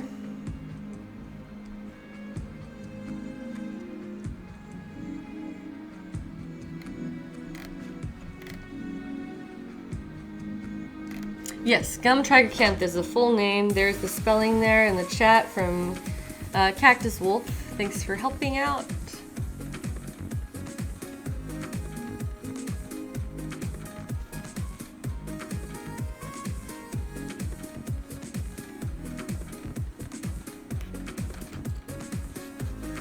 So this process, it makes the edge smooth, it makes it a little bit shiny, and it also darkens the color a little bit. Gum tragacanth is something that they sell at Tandy Leather. That's where I bought this stuff. But I've heard other people using other substances to achieve the same result. So there are a couple different ways to go about doing it. This is just the way that I learned how to do it and the way I typically choose to do it.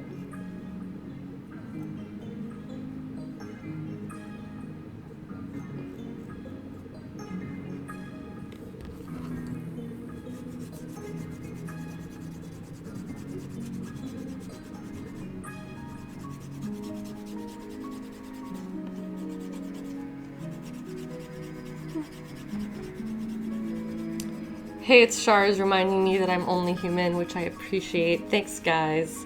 The internet can be such a cold and unforgiving place, especially when it comes to cosplay, that so-and-so thinks so-and-so should have done differently. But I appreciate that. I am never going to stop making mistakes. I make mistakes all the time, but I'm going to keep improving upon them. and not just accept something being wrong. And that's how I'll keep getting better. Rogue Brian asking, burnishing is the same as a glossy edge on, say, leather belt straps, right? Yeah. I think there are a couple different ways you can do it depending on what leather you're using. But yes, for this veg tan leather, any sort of like shiny edges on the bags on real leather, that is how they get that. Sergeant Panda is off to get some coffee. What time is it where you are? Facial loves Kakashi asking, how would the shapes be for, say, a bustier lady? Well, this is a pretty typical shape for the boobs. If you were bustier, then most likely the pieces could be slightly larger overall, and also potentially a steeper curve, let's say. So you would go through the same process that I have to get these pieces and arrive at this shape. You could use a bra or a dress form of whatever size is more similar to your size to start patterning it out. But most likely your pattern pieces will be similar in shape to these. They might just be slightly larger and maybe slightly curvier, which is just like your boobs, I guess. It's always coffee o'clock. I agree with that. I drink so much coffee, and I've gone through a cup during the stream. Oh.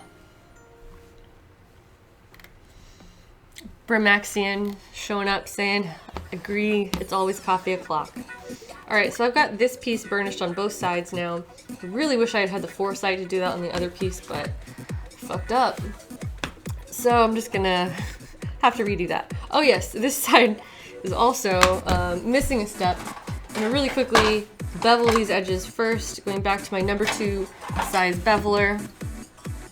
Throwing some water onto this edge before I shave it off.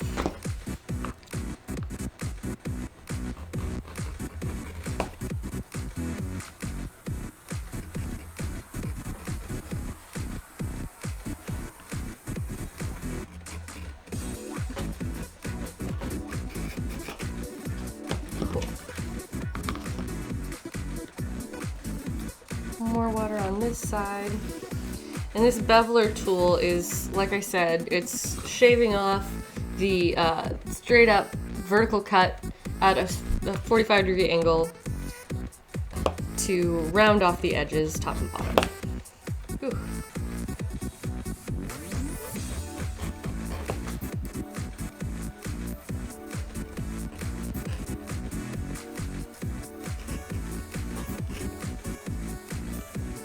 It would be wonderful if I could get this to come off in one piece.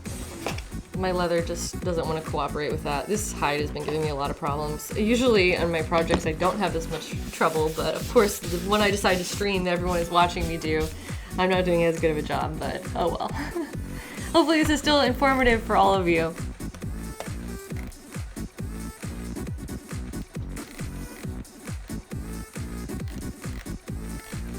Sergeant Panda's back, awesome. Rogue Brian, I'm glad that these tools are making sense to you now. I think a live demonstration does a lot for helping people visualize like what all goes into putting these together, so I'm glad this can help demystify it a little bit, I guess.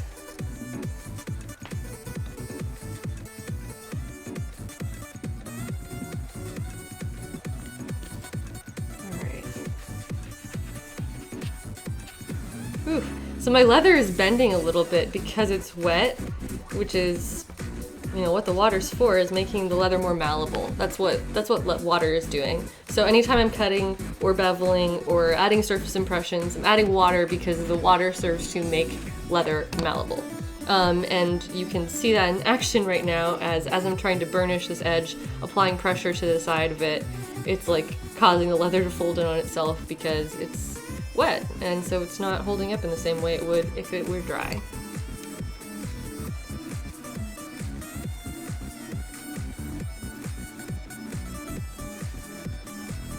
Alright, Link fan, go have a nice dinner. Hopefully I'll still be streaming when you get back, I'm not sure.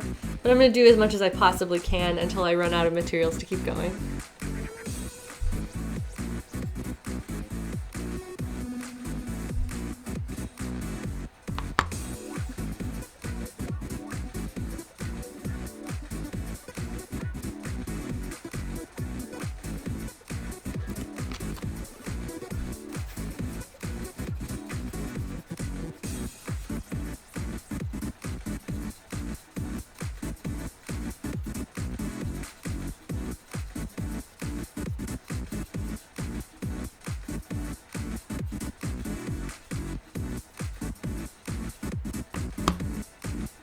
Alright, now this boob cup is ready, it's been burnished. If you'll notice, I did not do the exterior edge or the top and the bottom, and the reason is because I just don't need to. Going back to look at the boob cup that we've already stitched together, this needs to be burnished and this edge needs to be burnished so that the seam is nice and pretty, but all of this, all the way around the outside, is going to be totally hidden by that boob frame that we've got being wet molded over on Miss Titties behind us. Has followed. Thank you, welcome to the stream. Let's see, checking back in on my chat here. Yes, Mariekos is asking what state I'm in. I'm in California, in LA. Oh, Katie G's finished her drawing. You want to share the link here? That's totally fine. If Kitten can get on that, hopefully, and give Katie G's permission to share the link, we would love to see your artwork here in the chat. So that's pretty cool that, I'm always happy to hear that other people are working on artistic stuff while we're streaming together. It's a lot of fun. Alright, I'm going to go back to doing the edge of this, the center edge, because this will also be stitched together in the center. And then this will be the last piece that needs to be burnished until I take out those stitching, that stitching.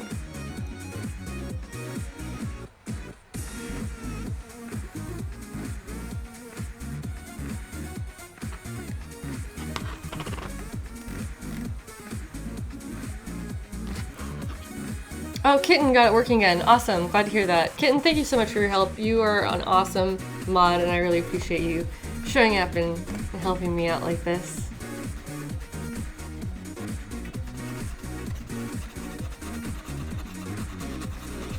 Violet Sand says all the UK people are suddenly making their appearance. Is it that time of day where everyone's getting up in the UK? I don't know what time it is over there.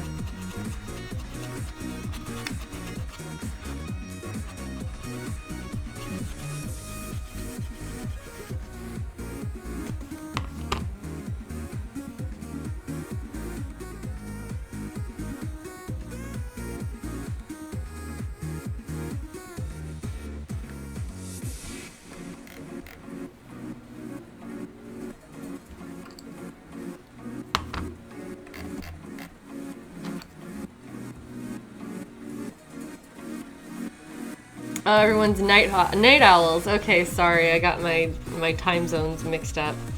So everyone's getting home, I guess, late at night. Oh, Sergeant Panda is only awake for the stream. Well, I appreciate your dedication to showing up and joining us here.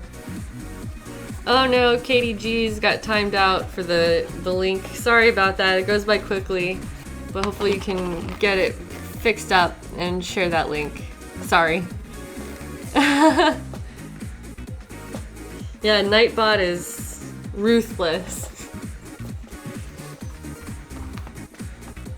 Alright, so I'm not going to undo the stitching yet. I'm going to do the rest of the stitching, wet mold it, get it all together, and then I think I'm going to end up having to redo all my stitching in general because I want to paint it when it's not stitched. But it has to be wet molded while it's stitched.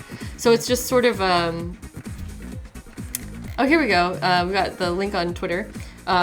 Anyway, finishing my train of thought, it's sort of a trade-off with the order of the steps that you're doing things in, and in this case, I think it's in my best interest to redo it just to make the painting look really nice. So, for now, I'm going to continue on without undoing anything that I have done, and I'm going to look at Katie's artwork that she just shared with us. Oh wow, that is really beautiful.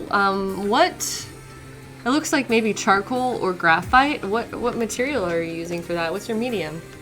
That is beautiful. I hope everyone goes and takes a look at that. Great job, Katie. Cool. Alright, so with that in mind, these pieces can get their stitching holes. I guess that's our next big goal. And you know, I should have done the stitching holes on this too before I stitched it. I got overzealous and I just dove into the stitching when I should probably not have.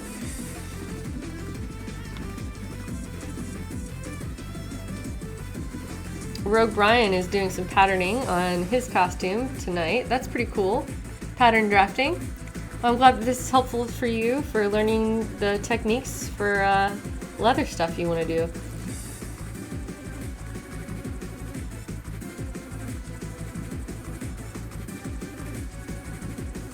Katie says that that was a graphite pencil drawing, so that's awesome. You did a great job with it. Shading is really nice. So I'm just scooping all this goopy mucus looking stuff back into the jar. And I will use more of that later.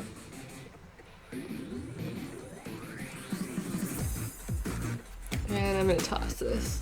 I can get a fresh Q-tip when I'm ready.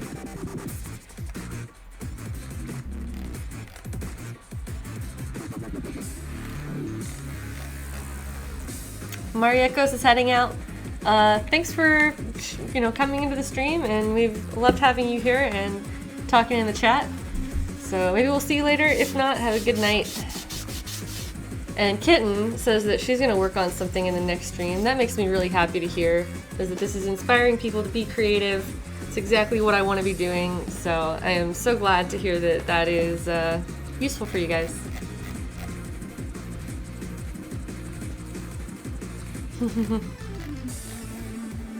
Okay. So what this titties is still drying. This other part that we wet molded is gonna be a while, so realistically I guess it was probably too ambitious to try to do all the wet molding in one day, since I need to use the same buck for multiple pieces. But if I can at least get my stitching holes done to start stitching these together, I think that would be a really good goal for today's stream. I'm so low on thread. This is, I don't know if you can tell, because it's like a white thread on a white on white. It's hard to see, but let me see how much thread I have. It's like down to the very, very end.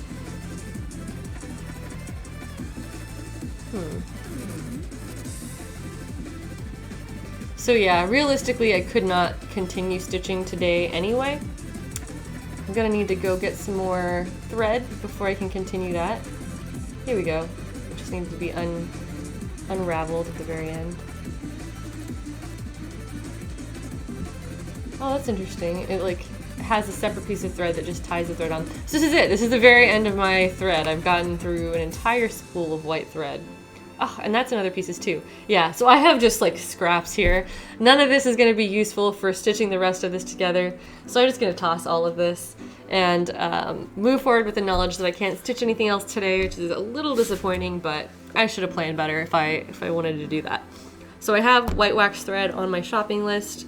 Other than that, I guess my goal for today is just to punch the rest of my stitching holes, and then I'm going to call it a day. So that is my that's my goal for today.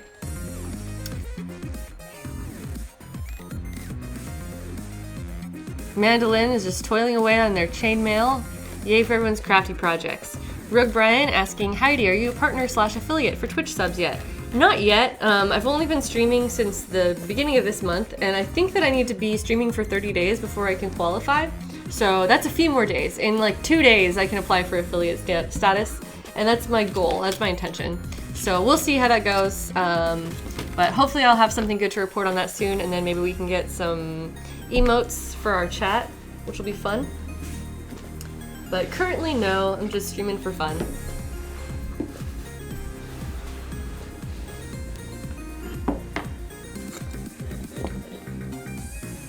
Ice Princess is here. Awesome. Glad to see you joining us today. I'll put a couple of my tools away that I'm no longer using at the moment, just so that I don't have tons of crap all over the place. I mean, I always do. It's just not always on camera. Alright. Booby here. Shoe here. There's some scrap. And I need my wax. Wax.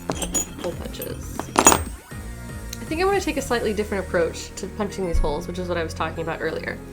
So looking at this and the way that I've got it stitched together, I don't know how clearly you can tell, but there's some distortion in the X's because the way that the hole punches are spaced out. So I think that if I start in the middle, if I start in the ends and work towards the middle, they will become more evenly spaced, and I can kind of cheat it in the direction that I need it. Crescent Thorn, thank you for the follow. Welcome to our leather crafting stream.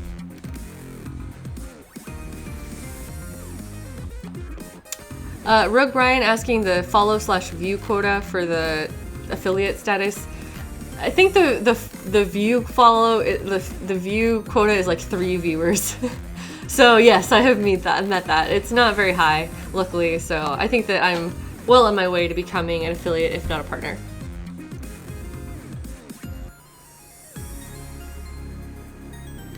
Hey, it's Shara's working on cosplay. That's awesome. I'm glad that you've got that project underway. I think I'm gonna actually go back to this piece first, get this out of the way, count the stitches, and then I can worry more about making a match on that side, and I'll have to be manipulating a piece that's already stitched. See, I got so ahead of myself. I was so excited about stitching this stuff together that I didn't take the time to do all of this and think it through. So that's my fault for wanting to be moving along in the stream rather than being super methodical like I probably would have been if I were by myself, but I think the benefits of streaming still outweigh the drawbacks.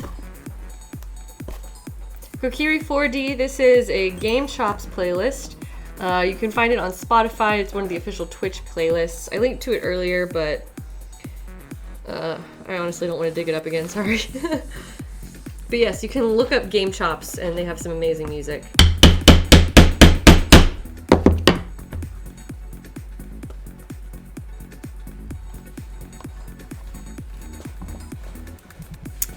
Facial Loves Kakashi asking, do I prefer dyeing or painting my leather pieces?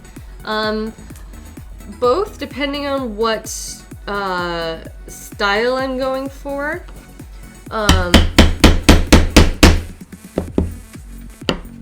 As a general rule, I use dye when I'm making something that's supposed to look like leather, and I use paint when I'm making something that's supposed to look like anything else that's not leather.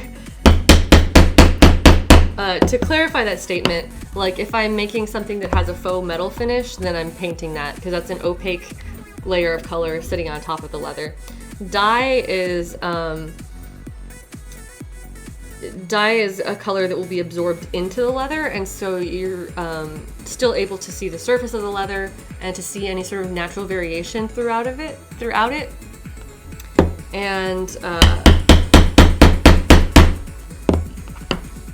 so that's really great for kind of highlighting that natural characteristic of the leather versus painting, you're hiding that characteristic. So I do both in different situations depending on the needs of my particular project. Sergeant Panda saying, is that your wedding ring sitting right there? Yes, it is. I took it off to do some wet molding. I'll put it on when I'm done with the stream. Violet Sand is asking, what does the wax do? The wax is lubricating my little hole punch here, this punching chisel, so that it doesn't get stuck in the leather. If I were not using the wax, then it would just be creating so much friction when I drive it in that it would be really difficult to get out.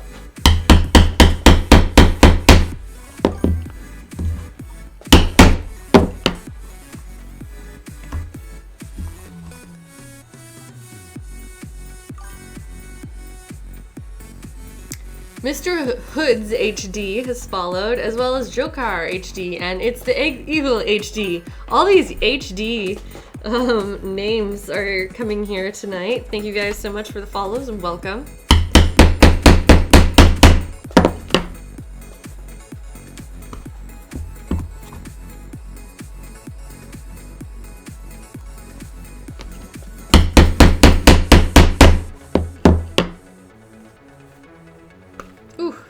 See, that one needed more wax. Gotta have that high def. The high def gang has joined us.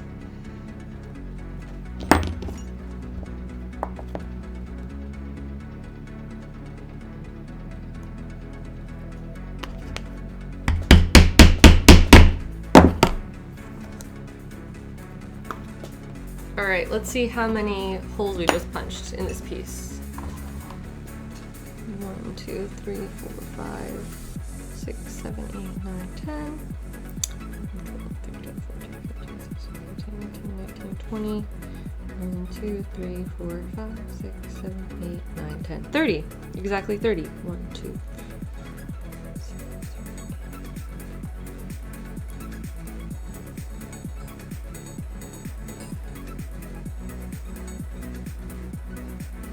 Yep, did a double count. It is 30. Making a quick note of that. It's going to be easy to remember and easy to match up, I hope.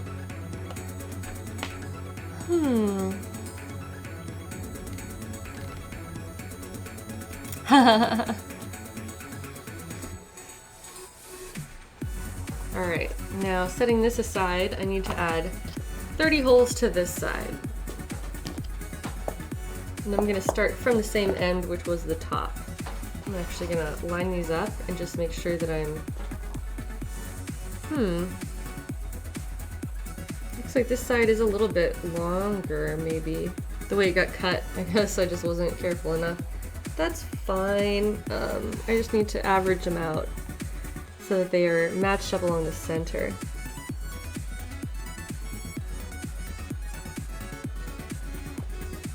Okay.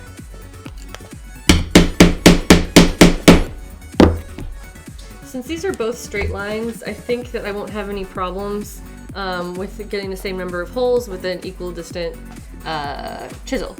So I'm just going to keep going, and then we'll double check it a little bit before the end to make sure that that is correct.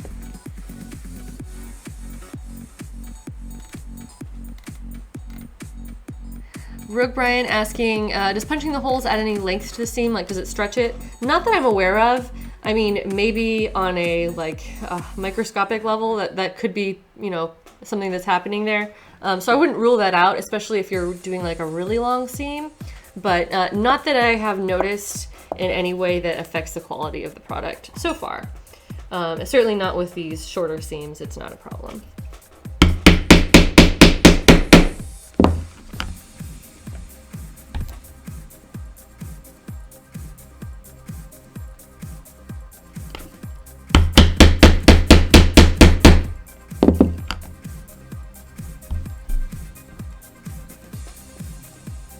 I'm just adding a little bit of the wax to the punching chisel every time. Because if you add too much, it just starts to like gunk up around the tines up at the top.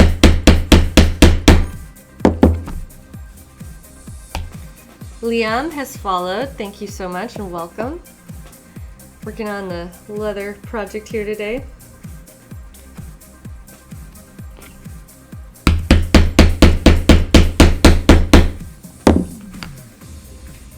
Cactus Wolf has a little anecdote about accidentally stretching a seam while stitching because of working with wet leather, and that is a hazard. That's something you want to be careful with. Anytime you're working with the wet leather, it is malleable, so when it's dry, you generally don't have too many problems with distorting it. When it's wet, you need to be really careful when you're handling it because it can lead to issues. So, something to keep in mind.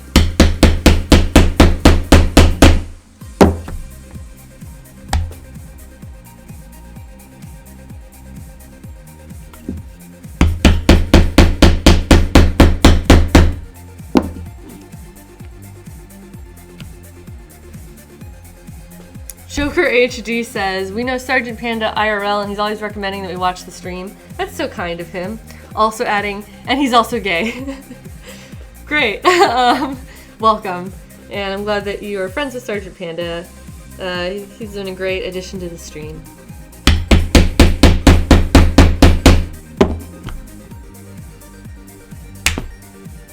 Alright, I'm going to double check my stitching holes. I'm thinking that we probably still have the right amount. Oh, that's not bad. I can see them lined up. Okay, just gonna count for my own peace of mind. 1, 2, 3, 4, 5, 6, 7, 8, 9, 10. 1, 2, 3, 4, 5, 6, 7, 8, 9, 10. 1, 2, 3, 4, 5. So I need to have 5 more holes in this piece. Which I'm gonna have to scrunch them up just a little bit to make that happen, but it'll be fine.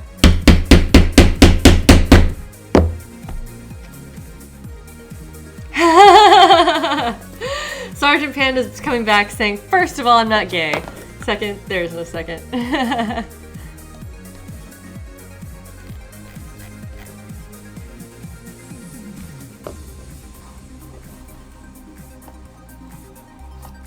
Rogue Brian comparing this to fabric. Yeah, that sort of thing can happen with the leather, but again, when you're working with it dry, it isn't usually going to cause an issue. It's more when it's wet, it's susceptible to stretching. So if you're punching holes with it dry, like is what I'm doing right now,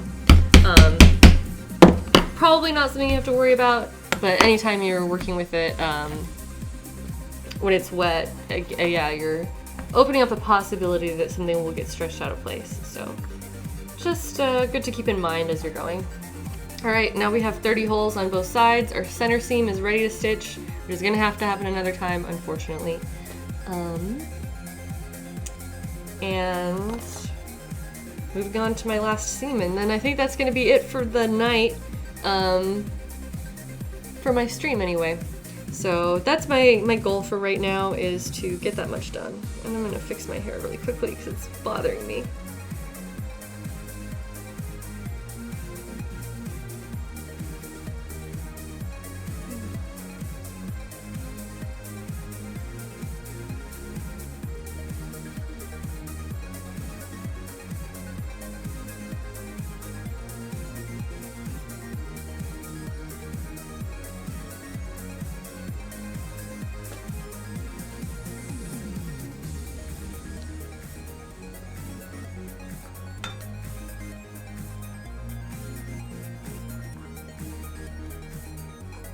All right, moving right along.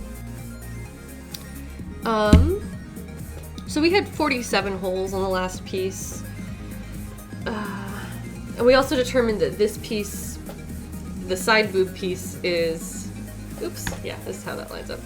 The side boob piece is slightly shorter than the center boob piece, which is something that, you know, you have to plan around. So with that in mind, I'm gonna punch this one first, and then count and replicate it on the other side, like we did the first time.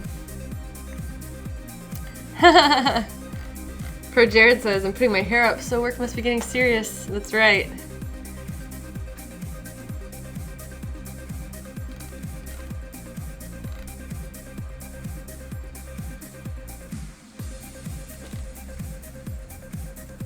All right. So I'm just gonna keep going with this guy here.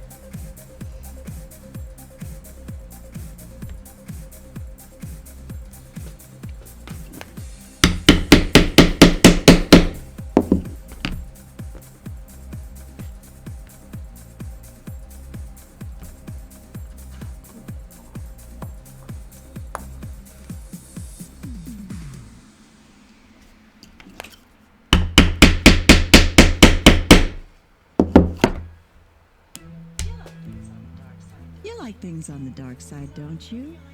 So oh no, we have another Spotify ad. Sorry guys. But did you know there's so much more to the bold roasts you love? Ice Princess said that they just finished Pro Jared's route in Asagao. If you haven't already played it, check out the game Asagao Academy. It's a visual novel style game that's sort of along the lines of a dating sim where you get to date all the members of Normal Boots. So that's fun.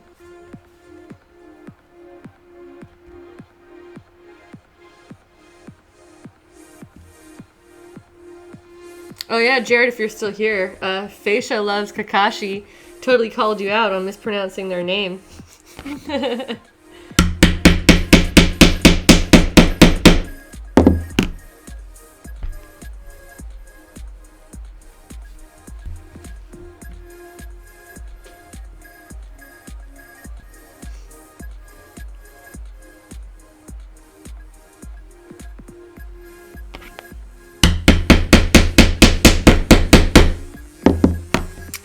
Rogue Brian with the sewing advice here in the chat. Really appreciate you sharing your knowledge. Everyone here sharing your knowledge of various craft forms with each other. I think that's really great that we've got a place here for that. So thank you all for being helpful and answering each other's questions.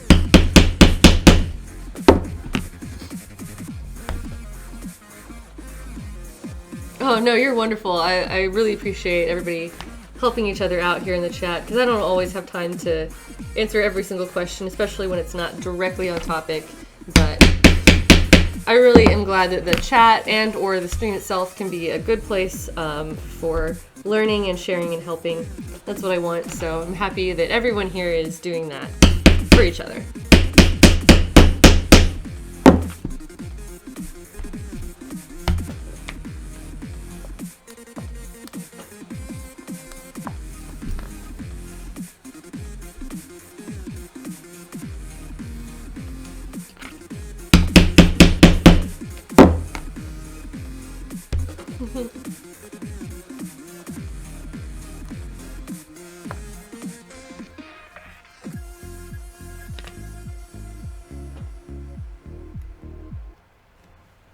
Oh, hello.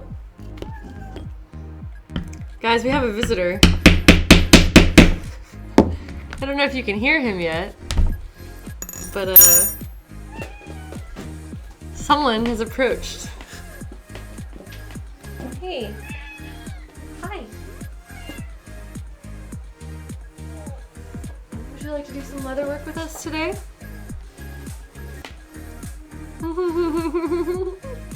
Other people's kitties in the chat are becoming upset. They can hear you. You're not normally allowed on my table. What do you think? You have no idea that all kinds of people are looking at you right now.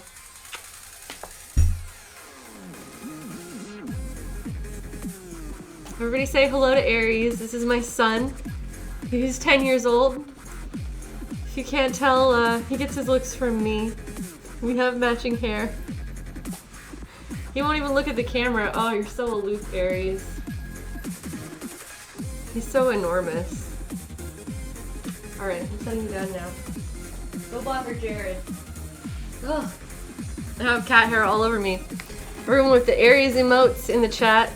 The Aries emotes come from Jared's subscribers, so thank you guys. Shout out to Jared's subs. That's where those are coming, but yeah, once I get the opportunity to have my own emotes, you know, maybe we'll do an Aries emote, maybe not.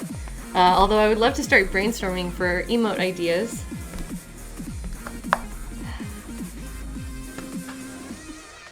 Organaut is asking, God of War or goat sign? Goat sign. Aries is not anything like the God of War, unfortunately. I am an Aries. My zodiac sign is Aries, so that's why he got that name. Cheerful Miss Maggie, thank you for following and joining us here today. You're just showing off my cat.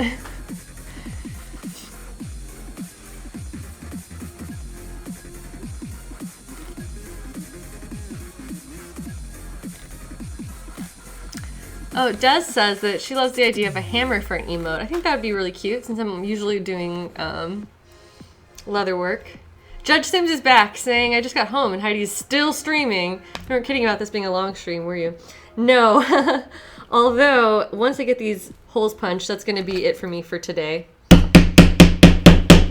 So we're probably looking at 30 minutes, 30 to 45 minutes. Hopefully we'll get this wrapped up. And that'll be the rest of my stream for today. Hey, it's Char says she's also an Aries. Cosplay Aries. Aries dressed as one of your cosplays as an emote. That would be pretty cute. Aries does not personally cosplay because he doesn't like to wear clothes, and I respect his boundaries. But you know, if it's just a drawing, I think that would be a pretty adorable combination of some of my loves.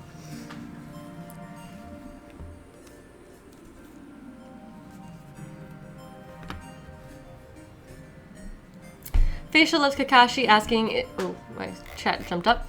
Is the 2-hole punch different width between the holes in the 4-hole punch? No, they're the same, and that's why they're all interchangeable. I also have a 1-hole punch, I just don't use it as much. But they're standard width apart. The reason I'm switching between the two is just because as I'm going around a curve, if I were to try to like use this 4-hole punch, it's all in a straight line. So breaking it up with just doing 2 at a time is allowing me to kind of work it around the curve and get the consistent spacing in a way that doesn't mess up the curve itself, that is. Now everyone's telling us that there are zodiac signs.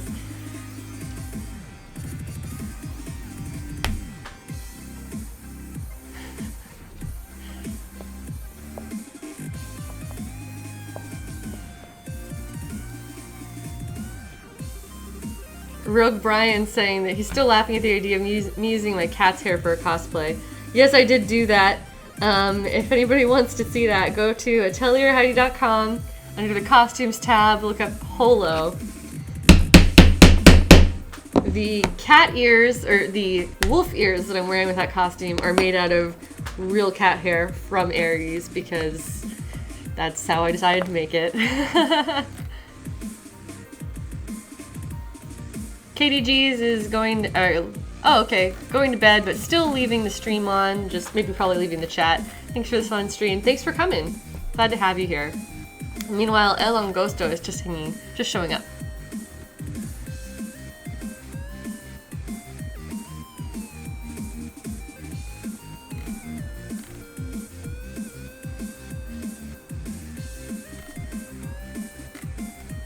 Cool. Alright, I'm gonna try to speed this up and get through the last of our punching here.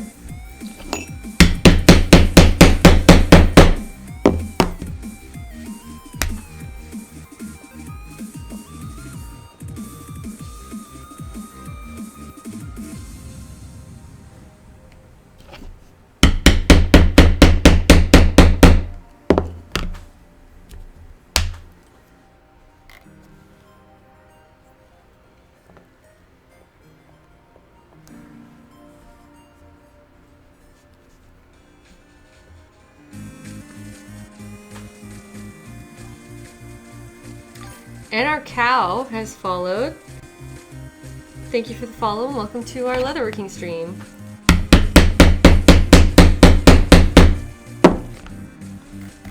Night, Katie. Have a good one.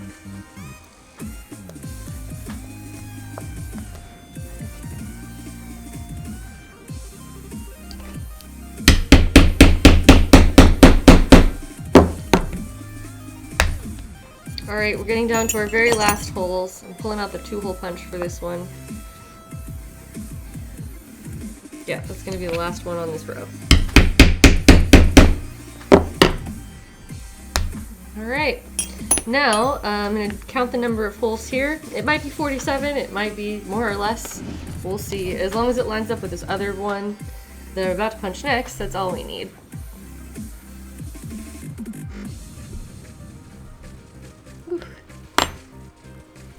Lance Icarus has some good emote ideas, saying the Tap Tap Mallet or Miss Titties or my own version of the Aries emote, a couple headshots from the cosplays. Those are all good places to start. I think, what was I gonna say? I think that the Tap Tap one would be a really good one to start with because it was also Travelsom's first drawing from the chat, and I also do so much leather work. I think that's a good place to start.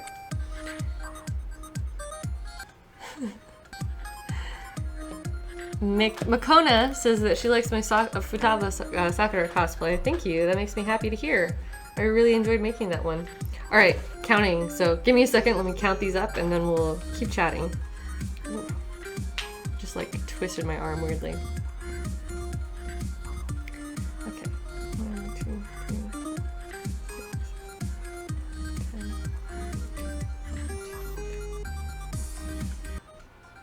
10, 9, 10, that's 20. 1, 2, 3, 4, 5, 6, 30. 1, 2, 3, 4, 5, 6, 7, 8, 9, 40. 1, 2, 3, 4, 5, 6, 7, 8. So 48. Pretty close to what we got on the other side. They don't have to, the two sides don't have to match each other. It's going to be close anyway, but the two sides of a single seam do need to match each other. Let's see. We can count that one more time just to be really sure because it's easy to get off when you're counting something that's really small and close together. 1, 2, 3, 4, 5, 6, 7, 8, 9, 10. 1, 2, 3, 4, 5, 6, 7, 8, 9, 20. 1, 2, 3, 4, 5, 6, 7, 8, 9, 30. 1, 2, 3, 4, 5, 6, 7, 8, 9, 40. 1, 2, 3, 4, 5, 6, 7, 8. Yep, 48. Cool.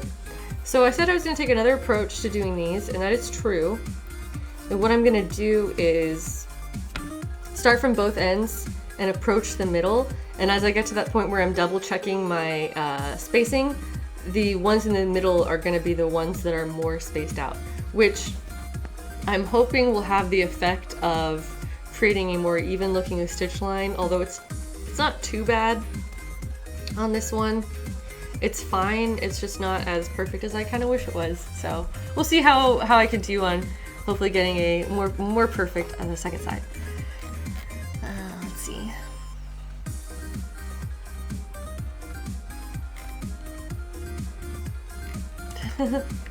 Alright, so time for me to do these last 48 holes, and then we're going to call it a night. I think that will be a really good stopping point on this cosplay.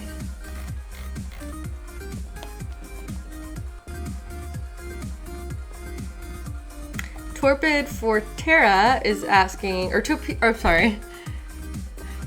Torterra. There it is. I misread that. Asking, what's my favorite cosplay that I've done? Definitely Princess Zelda. I get this question a lot. I just love Zelda, and I worked so hard on that costume. More so than my other costumes to date.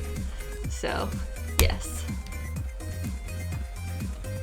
Aw, Rianchi, is that your daughter? Lily, tell her thank you so much. That's very kind of her. Piston Liz is back. Awesome. Welcome back to the stream. We're getting close to the end, but after I do this side, it'll probably be over, but we made a lot of good progress today.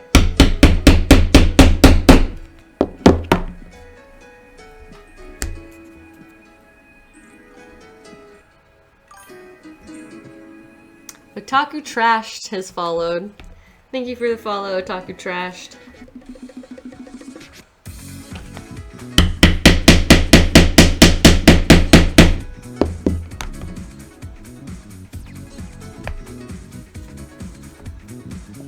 I like seeing all the pro Jared emotes that I get in the chat, because Jared has all kinds of cool emotes. I'm jealous. We'll get there someday.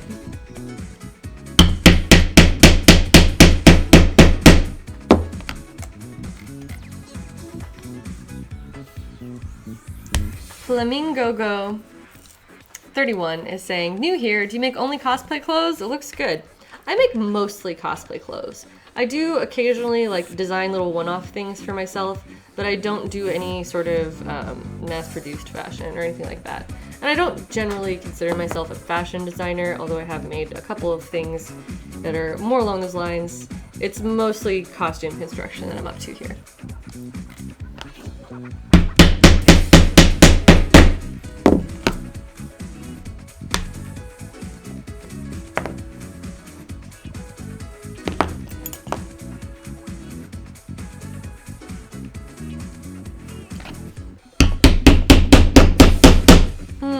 I hear Aries being bad in the other room. Jared, if you are still watching, would you go check on our child? Anarcow asking, am I excited to actually play Echoes, or am I just more interested in the design? Both, but yes, I am excited to see it. I did pick this mostly for the design, if I'm being completely honest.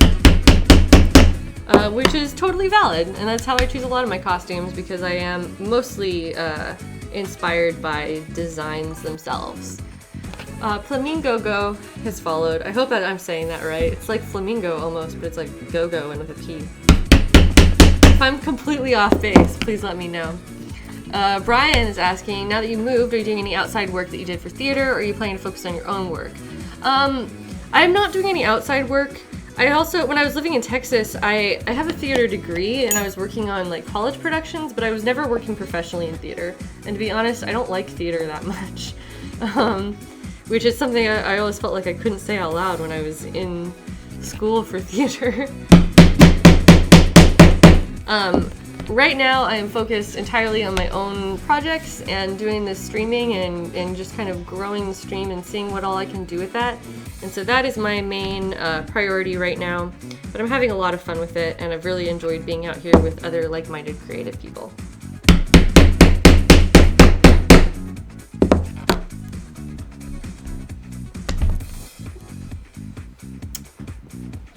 Facial Loves Kakashi saying that she was told that, or I'm assuming you're she, if you're not a she, then please inform me, that they were told that myself and Holly helped Anna Prosser make her Evelyn costume.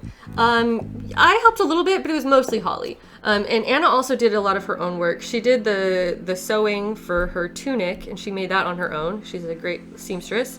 And then Holly made, I think, the axe and the breastplate and some of the accessories. So I was kind of helping out a little bit with that. Like, I was around, and Holly and I was making Dieth at the time. Like, Holly had already done Strix, and the Strix costume was already finished. And then I was making Dieth at the same time that Holly was working on Evelyn. So I was there, and I think kind of like offering advice here and there, admittedly, but that was pretty much Holly's work. I don't think I was physically working on that costume.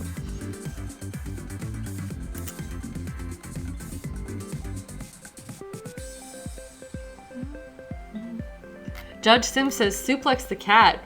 Why? Maybe sometimes when we're on the bed, I'll suplex him, but not otherwise in general. All right, I'm gonna start counting my stitches, see how many I've made, and then I'm going to space the rest out as needed along the center of this piece. So let's see where we are. 1, 2, 3, 4, 5, 6, 7. Oof, sorry, I need to start that over. 1, 2, 3, 4, 5, 6, 7, 8, 9, 10, 11, 12, 13, 14, 15, 16 on that side. 17, 18, 19, 20, 1, 2, 3, 4, 5, 6, 7, 8, 9, 30, 1, 2, 3, 4, 5, 6. So I have 36 so far.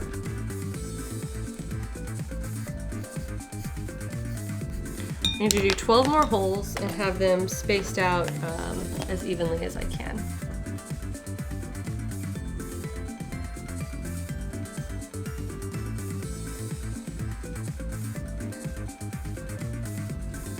Alright.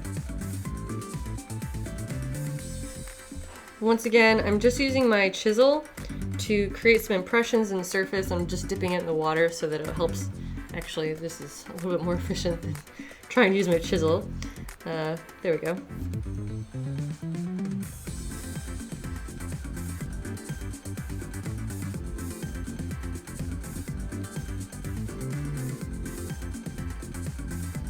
Let's see how many holes that would be. 1, 2, 3, 4, 5, 6, 7, 8, 9, 10, 11, 12. Wow, that's perfect.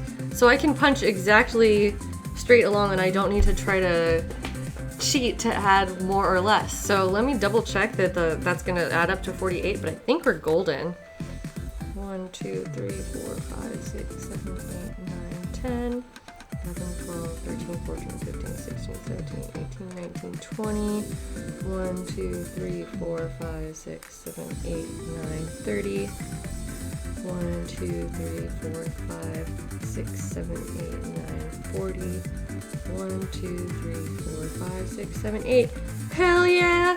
Stitching hole hype that I got exactly the right number, and I didn't have to like fudge it or cheat it or stretch it. It's gonna be perfect. So I'm just gonna hammer the rest of this.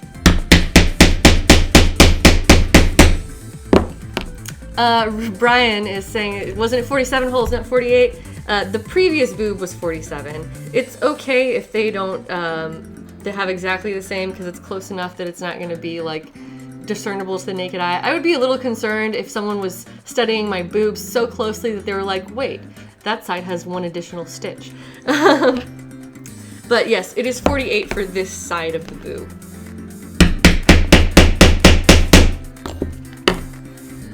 My mentor Kathy had a really funny story about being at Dragon Con one year, and she was standing there talking to a guy who was cosplaying from the 300.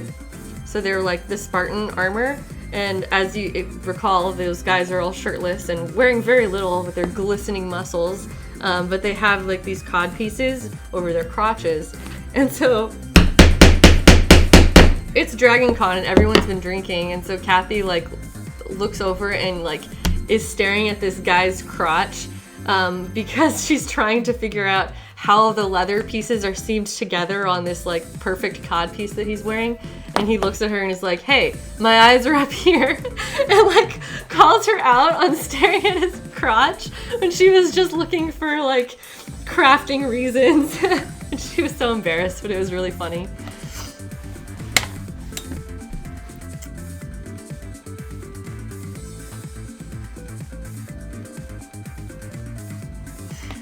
Alright guys, alright my dudes, I have reached my goal for tonight, which is to get all of these stitching holes in it, and I really wish that I had that thread so I could finish stitching it all together and wet mold it, but that's just not going to happen today. Since I already did show off the stitching on the stream, and I have explained that during this stream for posterity, I will probably most likely do this next step off camera just so that I can move along and be ready for the next topic on the next stream, so we'll move on and doing something else. So with that in mind, I am going to pick up some of these tools from Tandy. I'm going to finish my stitching and probably do my wet molding, although I might save that. I might save that for the next stream. We'll see. But if we aren't streaming again on this breastplate, I will at least show you the construction of that. Yeah, you know what? I am going to stream more of that. Okay, so next time, I'm going to try to get my stitching done, and then we can come in and just do the wet molding on Miss Titties, and I'll get to manhandle the boobs on stream again. So those are my goals. Just checking in with all that. My next stream is, let's see, today's Saturday. Tomorrow I'm not going to be streaming. I may or may not do some extra streams this coming week, because I really need to pick up the pace if I'm going to try to do this for Fanime. So let's say that my next stream will be potentially on Monday. No, not Monday. Maybe Tuesday? I'm gonna have to work this out. Okay, follow me on Twitter if you want to join in on any sort of upcoming surprise streams, but my next scheduled stream is for Wednesday, so if I'm not streaming before Wednesday, I'll absolutely be streaming on Wednesday evening at 7 p.m.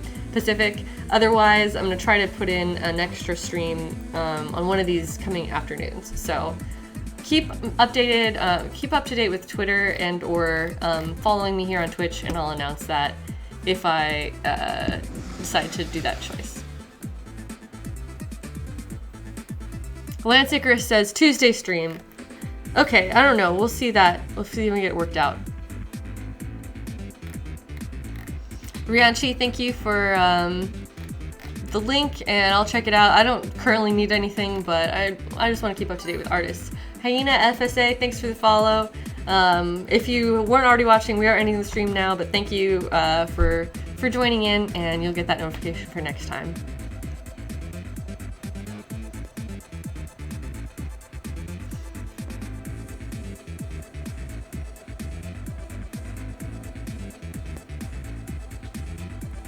Piston Liz says that this is seriously informative and they're hoping to tune in next time. That makes me really happy to hear. Thank you all for coming here and chatting and sharing info and ideas with each other. It makes me so happy that we have this place to be creative and share the ideas and share the work. So thank you guys for coming. I will see you next time. I think Monday is probably a more likely time for me to be streaming because it won't interfere with anything Jared's doing. So, oh, Jared in the chat being nice to me. I'm going to try to do a Monday stream. Let's say that. The time is TBA, but I'm going to give it my best and try to do a Monday stream. All right, on that note, I will have a good night. I hope you all also have a good night, and I'll see you later. Bye.